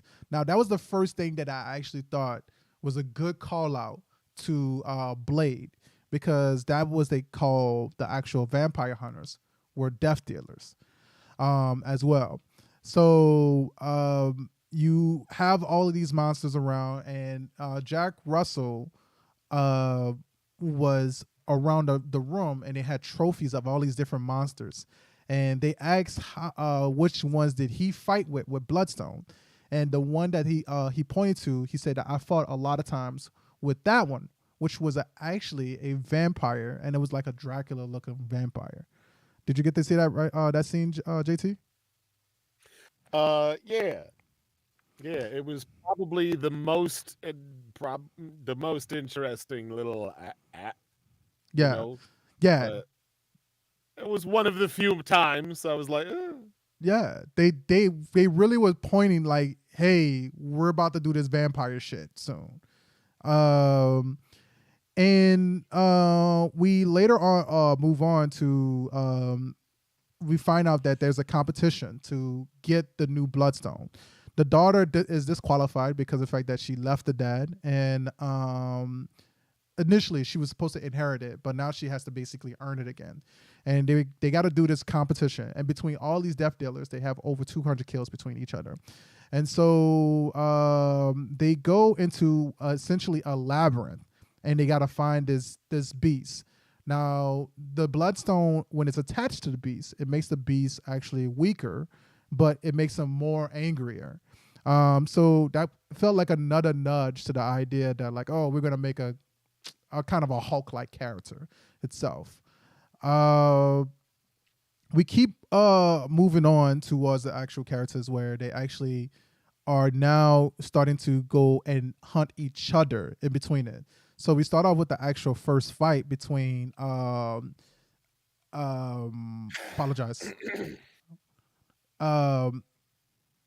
God, I forgot her name. That's so bad about it. Elsa, that's her name. Elsa. We get the first fight between Elsa and Joven.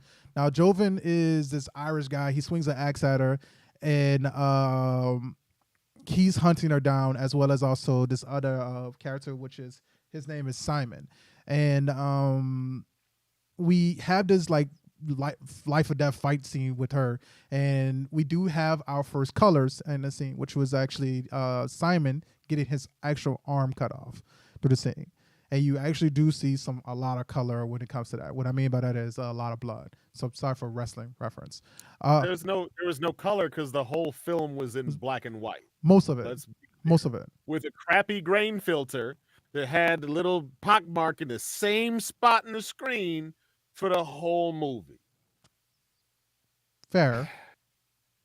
Anyway, color. Go ahead. No. They did have color. What I mean by color is the fact that it's just a wrestling term for blood. They did show some blood on it. So they did double down on the actual dismemberment and also the blood scenes itself. Doubling down on what? What are they doubling down on? On dismemberment and having more blood inside of the scenes. We've seen dismemberment before. This was nothing new. Not in this particular case though. Not like the way that they're doing it. We've seen like entities get their arms cut off. We've never seen an actual human being slice arm cut off. We never really seen that. Am I mistaken? Am I mistaken? None of Disney. It didn't feel like a doubling down. It just felt like it was part of this story. I don't know. It didn't seem like we can't cross that line, because they have a lot of IP that actually does cross that line, and it is worth their time to tap into it a little bit. Well, they kind of did. I mean, they doubled down on it. What I mean by that is the fact that, like, I felt like and I stated this when we talked about Multiverse of Madness, is that you could see that they really tried to go into like the horror and also actually having more blood and actually gore to the actual scenes. So that's where I think that they did that even more when it came to this scene. We've seen a lot of more people getting like for sure fucking killed and offed in Moon Knight. This one is definitely insane. Like, no, we got to kill these people have actual stakes to this actual particular competition itself. You agree? I think it was still a little, because of the black and white aspect, you still have a little bit of escapism in there. Fair. So when you talk about doubling down on it, I'm like, no, they didn't double down. They art housed it. You know what I'm saying? Fair. They stepped around it. So I didn't see this movie as a doubling down of anything. Fair. I mean, even like the thing of like, oh, that was Dracula up there. That just means they can do something with it later. But Blade done got pushed back. So we're going to be waiting for a while. You know what I mean? I mean, yeah, ish. Because we also still have Black Knight that's supposed to be coming with something as well. So, no, you're not wrong. You're not wrong. They did push back Blade. But the reason why I say that I feel like it was definitely like a double down is because of the fact that they did show the blood. They showed the dismemberment. You seen the fucking axe hanging in somebody's goddamn head as he falls down. That's some shit that they never necessarily really kind of stuck to. You seen kind of close to it when you had like Thanos get hit with the with Stormbreaker in the shoulder, but like Thanos didn't die from Stormbreaker hitting him in the fucking like shoulder. Thanos did die from This was Marvel's most violent outing yet. yeah, this will definitely be its better outing when it came to that. To actually trying to be a horror film, trying to double down in the stakes of But actually. don't you think it fit the time of year? It does, but Mom did the same thing, where we see Professor X get his fucking like neck broken. When we seen the Avenger shield cut. Go ahead, what you gonna say, Jamel?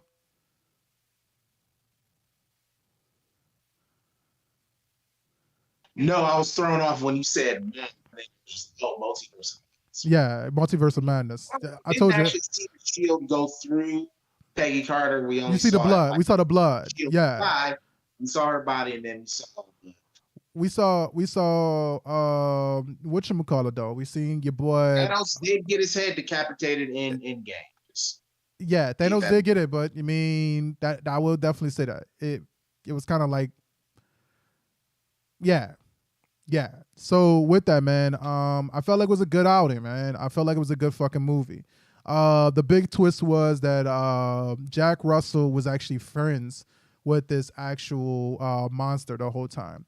Now you don't. I will say this: the black and white did no justice to the original, the Beast itself. Because when you watch the Beast itself, it is kind of hard to tell what the Beast is. And I will say this: it's so cool because of the fact that on multiple occasions I've stated this before that it seems like a lot of these companies are always kind of skipping over the IP that they have, and for them to come out with Man Thing being the actual Beast, that felt fucking cool.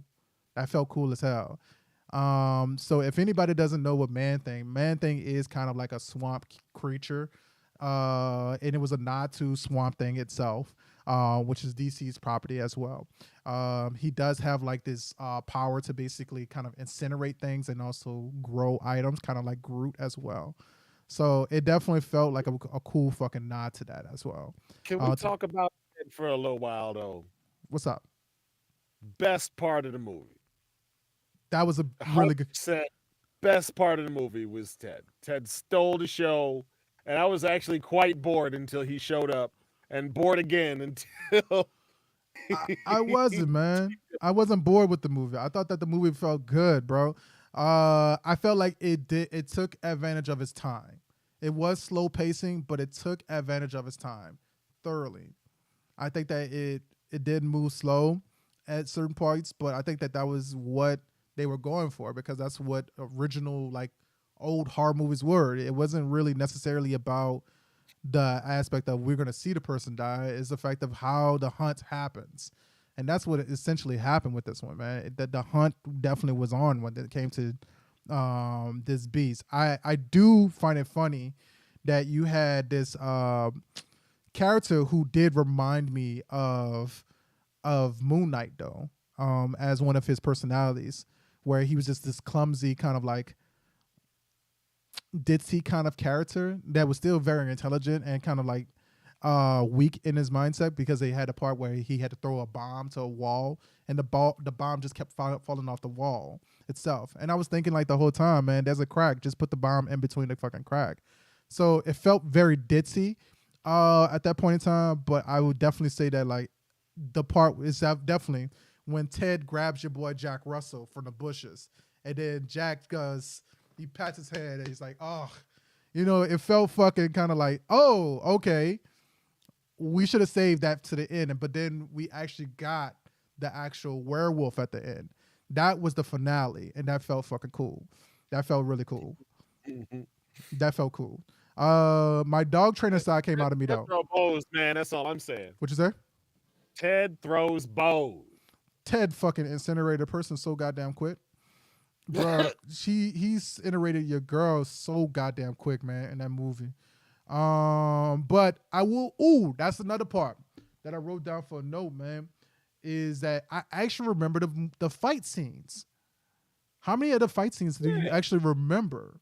We had the fight scene at the beginning with old girl and the axe guy. Yes. And then she fought the Asian dude. Yeah. And then she fought the white lady.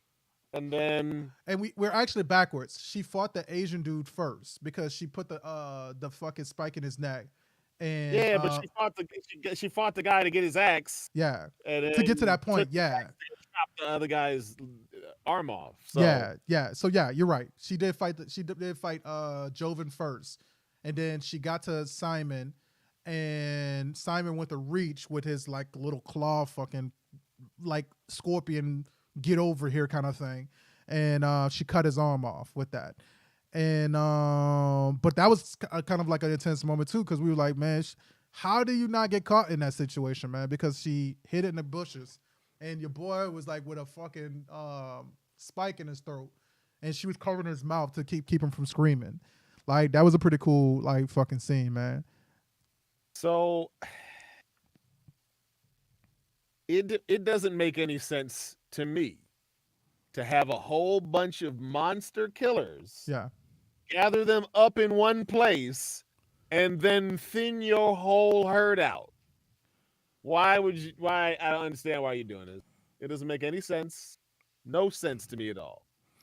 Hey, we got this secret society of people who go out and we kill those monsters. By the way, y'all all entrees tonight. What a stupid secret society. I'm glad I'm not a part of it. The Bloodstones, crazy. Well, that's your takeaway. It was for hopefully now the Bloodstone is in good hands and we'll see it get put to fun use, huh? Yeah, because the Bloodstone did wind up going to the actual daughter, because Jack Russell did not want the Bloodstone. He wanted to actually release his friend, which is Ted, aka Man Thing. I think that the problem when it comes to what you just said about like thinning out the herd, and it's the same thing about this when we talk about ultimately Jack Russell and Man Thing is in the universe of the MCU. So realistically, where are all these supernatural characters coming from? We only had people who had abnormal abilities. Now we have all these people who have supernatural abilities coming out of nowhere, and that's a point where, And there's mutants. And there's mutants, yes. So where are these people coming from? And this should have been just kind of explained. And they may explain it in phase 5. They may explain it in phase 6. But these people are just supernatural people just coming out of nowhere. And I think that that's what She-Hulk kind of fucked up, is the fact that like She-Hulk was now showing these like mystical people and these superhuman people. And where did they come from? Where did they come from throughout this whole process? When we assume that these people just exist, I think it's the writers saying we can't figure out how these people came to be. Yes. And I think that's just lazy writing. Yes. One of the coolest things to see is the inception of a superhero, the birth of a superhero. Yes. You know what I mean? And She-Hulk rushed that for me, and that's why I dropped the show. But maybe I'll pick it back up. Don't hurt yourself too much. It's me and my wife definitely agree that it's a 7, and that's kind of pushing the 7. It's a 7. So it's a slumper. Huh? It's a slumper. Slumper 7. It's definitely a slumper. Well, it's not a 7. Yeah, it's you slump during it. Yeah, it's a definitely like it's a 7. But this one I felt like I would say definitely this one was an edger. I'm not gonna give it a winner. I would definitely say this was definitely an edger. I felt like this was a step in the right direction because it was a new, it was a uses of new IP. After seeing Man Thing and Jack Russell uses his werewolf form, I can't wait till we come out with a Blade and we have a Holland Commandos. I fucking can't wait. I really am super excited. That's assuming. I am assuming a lot, but you know what? A man can dream. So I think you got to be a little less optimistic about Disney's offerings. That's all I'm saying. They in it for the money, not for the art. Or I think they well that's. Hours. Repeat that. You better be prepared to wait like 2035 or 2040 or something. You say we got to wait 25 to 24 years times for that? Basically. Much. 2030, that's when Holland Commandos come out. Yeah, it might, man. I ain't gonna be on no hype train for 10 years for something I don't think is gonna be good. uh, Until Disney gets this stuff together and they actually figure out how to tell a story that matters, they just gonna keep flopping for me. um, I don't think so, man. I think that like Disney is kind of like had a problem with even numbers. I'm gonna just throw it out like that. So this is phase 4. 1 and 3 was pretty good fucking phases. So I'm just chalking this up that this is a bad phase. And now we're looking at phase 5 coming up, and phase 5 looks like a lot of content, but it's fucking looking a lot more solid compared to what we got here. I feel like this one was definitely like we have to put content out there just so people won't forget about us. And that's what this one felt like. We had a good movie here and there. That would be like the Spider-Man movie. That would be Spider-Man No Way Home and Doctor Strange. And obviously like Black Panther's coming out as well. But ultimately, we really didn't have like content that we could just sit and meddle on. Outside of with the TV shows, I would say the best TV show out of all the TV shows that was out there is a Moon Knight, hands down. Like you can't tell me that. Well, I mean, what show is better than Moon Knight? What would y'all say? It might be the best one, but it's Yeah. still not great. Yeah, I'm not if somebody's gonna dip their toe into the Marvel extended universe off the screen, I'm not gonna lead with Moon Knight. You know what I'm saying? But like which show would you do it with? You know what I'm saying? I don't think you can do it with these shows. You got to be invested to get in with these shows. That's But true. saying Moon Knight's the best one, dog. Ooh, yeah. And you might be. Yeah, I think you can't really come in fresh for Nah. Winter Soldier, for Falcon and Winter Soldier, or for WandaVision. You got to be invested already in the MCU for those two, and then for the ones that are just like fresh shows of like fresh characters like Miss Marvel and Moon Knight. There's some stuff about Miss Marvel I like, and there's some stuff about Moon Knight that I like, but uh, mid. But it still might be the best though. That's would- true. I'm about to say like I feel like we're understating because I mean I know that we joke about like Thor Dark World, but we also went through a world where we also had Iron Man 2 and 3. We still had, I mean, we had a couple of fucking bad products. And I feel like sometimes you do have to basically understand where you came from to understand what you're getting now, you know what I mean? Or where you're going to be at in the future. And so for me to sit there and say that we went through Captain America, Iron Man, and Thor for 3 fucking phases, and now we're starting to get Moon Knight, Miss Marvel, and we're changing over the characters. I think that that's a step in the right direction, which a lot of people who don't do with the IP. I would say that the biggest flaw is the fact that we don't have new characters that are not under the mantle of the previous people. So yes, it's nice that we have Riri Ironheart, but Riri Ironheart is just the black female version of Tony Stark. Yes, we have Miss Marvel, but she's not Miss Marvel, America Chavez, but the key word is her name is America. And you mean we're always gonna, and she throws out a big star in the front of her. So realistically, we're always gonna associate her with Captain America. We're always gonna associate Clint Barks girl, Kate Bishop. We're always gonna associate her with Hawkeye. We're never gonna have. She's just Hawkeye. I mean, she's literally Hawkeye. She's literally Hawkeye. She's literally Hawkeye. She-Hulk is literally the Hulk. You know, so even though I'm excited about the idea that Scar is in the universe, I'm excited about the Hulk story. I'm not excited, and that's because of the fact that that's a story that we never got. You need to chill that excitement, bro. But what about since 2008 has let you think that they care about Hulk's story? I know what you're saying. I know what you're saying, but I feel like we still gonna get Hulk story in the midst of, unfortunately, with somebody else. Unfortunately, Fox. I want to say is Fox still owns the IP for Who owns Universal, Universal, the movie rights of Hulk. Yeah, that's what it is. I'm about to say. Now, here's the thing: Marvel and Disney, they always could have made a Hulk movie similar to how they did the deal with Spider-Man. Like that's still an option for them, but nope. No. I don't think that's going to be a thing with Universal because first off, man, Universal didn't have to get over this shit and be able to be okay with the idea that like their dark universe is never going to work. And that's what Universal's been doubling down on for a long time. They always wanted to make that dark universe, which like one of the talks is about like Brendan Fraser's coming back for the next Mummy movie.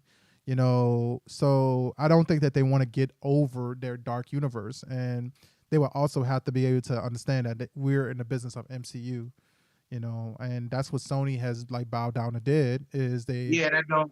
I'm sorry, history, but you on some bullshit with this. Why? I don't want any of these companies to Disney like Sony has. Sony basically bitched themselves out to Disney. They had all of the movie rights to Spider-Man. Marvel was making so much money off just the merchandise. To be petty, they did that whole thing where there might not be a Spider-Man 3 or Tom Holland might be there. The deal was strike. Like that was all Marvel. You don't need Disney having any more power. I hate that Fox sold the X-Men to. Just because you think it's bullshit don't mean that it didn't happen though. It's a thing that you just said that happened. I don't want Disney getting any more power. Why is it always, hey, let's buy it to Disney? No, other studios do well so that Disney don't control as much of the market as it does. But it's too late. You can't no. So I'll be as petty as you want to, Universal. I don't care. I'd rather not have a Hulk movie than have Marvel get any more power. I can't co-sign that. Again, that's what the part that I think you missed what I'm saying. So again, for you to be able to have a Hulk movie, Universal will have to be able to get over the idea of them having a dark universe, but then also bow down to the idea that they gotta be in the business of MCU. That's what I was stating. So I'm not saying that they should do it. I'm saying that they gotta be okay with the idea that they're gonna be another Sony.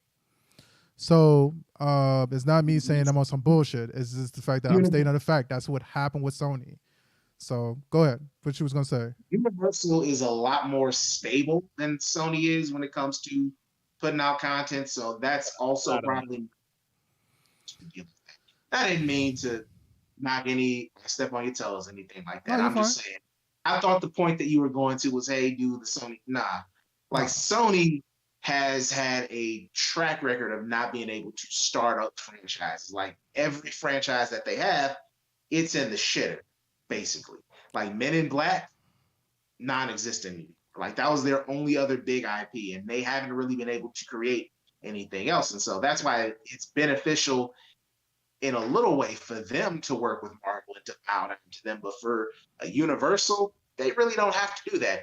And as far as the Dark Universe, the market shut the Dark Universal ain't moving on with the Dark Universe because the people didn't see that bullshit Mummy movie that Tom Cruise was in, and we were just like, nah, bring back Brendan Fraser. Those movies was fun. Tom Cruise out here trying to be fucking $6 million man and do all his own stunts and everything. That movie was ass, and that's why. And you know what? That's actually Brendan Fraser even said as much. He said that the movies didn't do as good because they weren't fun. Mm-hmm. Movie. And really, when you got watch one movie in and that shit shut down, like, we not doing this no more. Yeah. The people shut that down, like, oof. It was like you smell dog shit on the street. You just like, nah, I'm gonna avoid that part of the street. Like, let me not step in that. And that dog shit was the Mummy from like 2018 or 17. Yeah. I definitely agree with that, man. With that, we did, like I said, it was a very short movie, so there's really like not a lot to talk about other than just the fact of criticism about like the little small pieces inside of it, man. And I like the fact of how it got straight to the fucking point. We had like these 3-hour fucking movies lately, and Jamel made a point about what was it? Was it Venom? It was just like we got in and we got out. Yeah, Venom. So we got in and we got out. It was just a fucking fun bullshit ass movie, and then we just got out. I felt like that's what this was. This definitely was like, all right, we got a horror Halloween themed kind of character. We have this shit that we can do, and then we're gonna get in and we're gonna get out. And that's what they did. You know, they didn't really go into like where Man Thing came from. They didn't even name him Man Thing. They just said Ted. Say his name, Ted, and just call it a day. You know, Jack Russell, which I thought was funny because he's a werewolf and his name is Jack Russell. So that was a really like pick at the fucking dog aspect. I just felt like the Frieza jokes was going to come out. You know how Frieza makes fun of like the Saiyans about the monkeys and shit like that. This definitely was a moment that I was like, oh God, I could go so evil with this one. But yeah, it just got in and it just got out, and that's what made it fun. That's what made it cool and laid back. I agree, JT, that it definitely picked the right time of the year. But I mean, I would love them to come out with more content like this, where they're testing and they like exploring and then like experimenting with content like this, especially if it's around this time of year. So, what say you, sir? What would you rate this? I would give it an edger because it wasn't long enough to lose my interest, and I thought the finale was pretty good. Yes. I would definitely give it 7, 8. Yeah, I'd say an 8. It was a fun outing, you know. It's the werewolf time of year, and Yes. If you got nothing better to do, the crap was like 45, 50 minutes plus credits, y'all. It was short. Yes. Yeah, I wouldn't even call it a movie. It was more of a special. Yeah. So, you know, it's a one-time sit down, get it done with real quick. All right, let me go do something useful now. You know what I'm saying? It's a good thing to just throw on and get over right quick. I think you'll enjoy it. Actually, I'm gonna I agree with the edger part, man. One other part that I forgot to talk about, man, the transformation. How did you feel about the transformation, JT? Oh, I thought they copped out of that real hard. Yeah. So when they did the transformation, they had Jack locked in a cage with somebody, and so they just showed and they had flashing lights, Yeah. and they didn't actually show the transformation. They showed he's a guy. Oh, he's a guy in pain. He's writhing. Oh, he's a werewolf now in the stroll. And so it really popped out. I thought they should have just had the light on, and then you watch how he pops out, because all you had to do was then just CGI the shadow. And that seemed a lot easier to me than what they actually did. And I also don't know why the light was. I thought the light was red, but anyway. So I actually really like the fucking transformation. But again, that goes into like the old school fucking like film. I think that like we didn't have like in the movie scene where we had that like that damsel in distress like terror kind of scene, and for her to be able to watch this character just like transform and actually have some type of horror aspect of it felt fucking good. Like Ted was kind of come and gone, you know, and we actually got like, oh, we actually really have the monster among us, hunting among us. I felt like that was I was picking up on all that too. Yeah. And I thought it was funny how he was all clueless during the initiation ceremony. Yeah. I thought it was clever. Yeah, But I thought that was clever. Ultimately, history, I guess the real question is this going to be in your wheelhouse every October? Fuck it, I'm gonna say yeah, because the fact that like there's not a lot of good shit that's been like really been pulling. Like I've been looking at Hulu, I've been looking at a lot of other places, and this year I've been like, man, what horror movies can I watch? So that's why I rewatched The Mist, and I was thinking like, what other fucking horror movies or what other like Halloween style horror movies we can watch, and there's not too many out there. I feel like it's cheating to sit there and say Friday the 13th, but Friday the 13th takes place in the summer.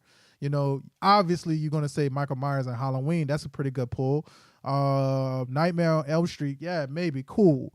But what's going to be like changing the game when it comes to like saying I'm going to sit here next year and then like pull something? And I think out my ass, and I would say that definitely would be that, you know, other than watching fucking Courage the Cowardly Dog or some shit like that to get my Halloween horror kind of feel. That's what that felt like with this one. So this is I'm gonna say yeah. Is it gonna be like my one when I'm gonna be like to my grandchildren, like, oh my God, guess what? Back in the day, you don't know what this is. No, it's not gonna be that. It's definitely not gonna be an Anne Rice Frankenstein for me. It's a cool movie to watch for the next few years. But yeah, is it gonna be like in the classic? I gotta go get a copy when I like 55. Nah, it's not that. I agree with that. This is not gonna be the what Frosty the Snowman and Rudolph the Red-Nosed Reindeer is to Christmas. It's not gonna be that. Yeah. What about you? What do you think? No. See, so another thing was and before I do mine, the transition to color. When it actually transitioned to color, how did you feel about that? Way too long. That took way too long. Yeah. So you would have rather. When do you think that the transition should have happened? Immediately. Damn. Yeah, I really think the only reason they did that was to hide how much blood that they had in the movie, and also not have to remember where the blood was spattered for other camera shots. So it's like, fair. Okay. All right.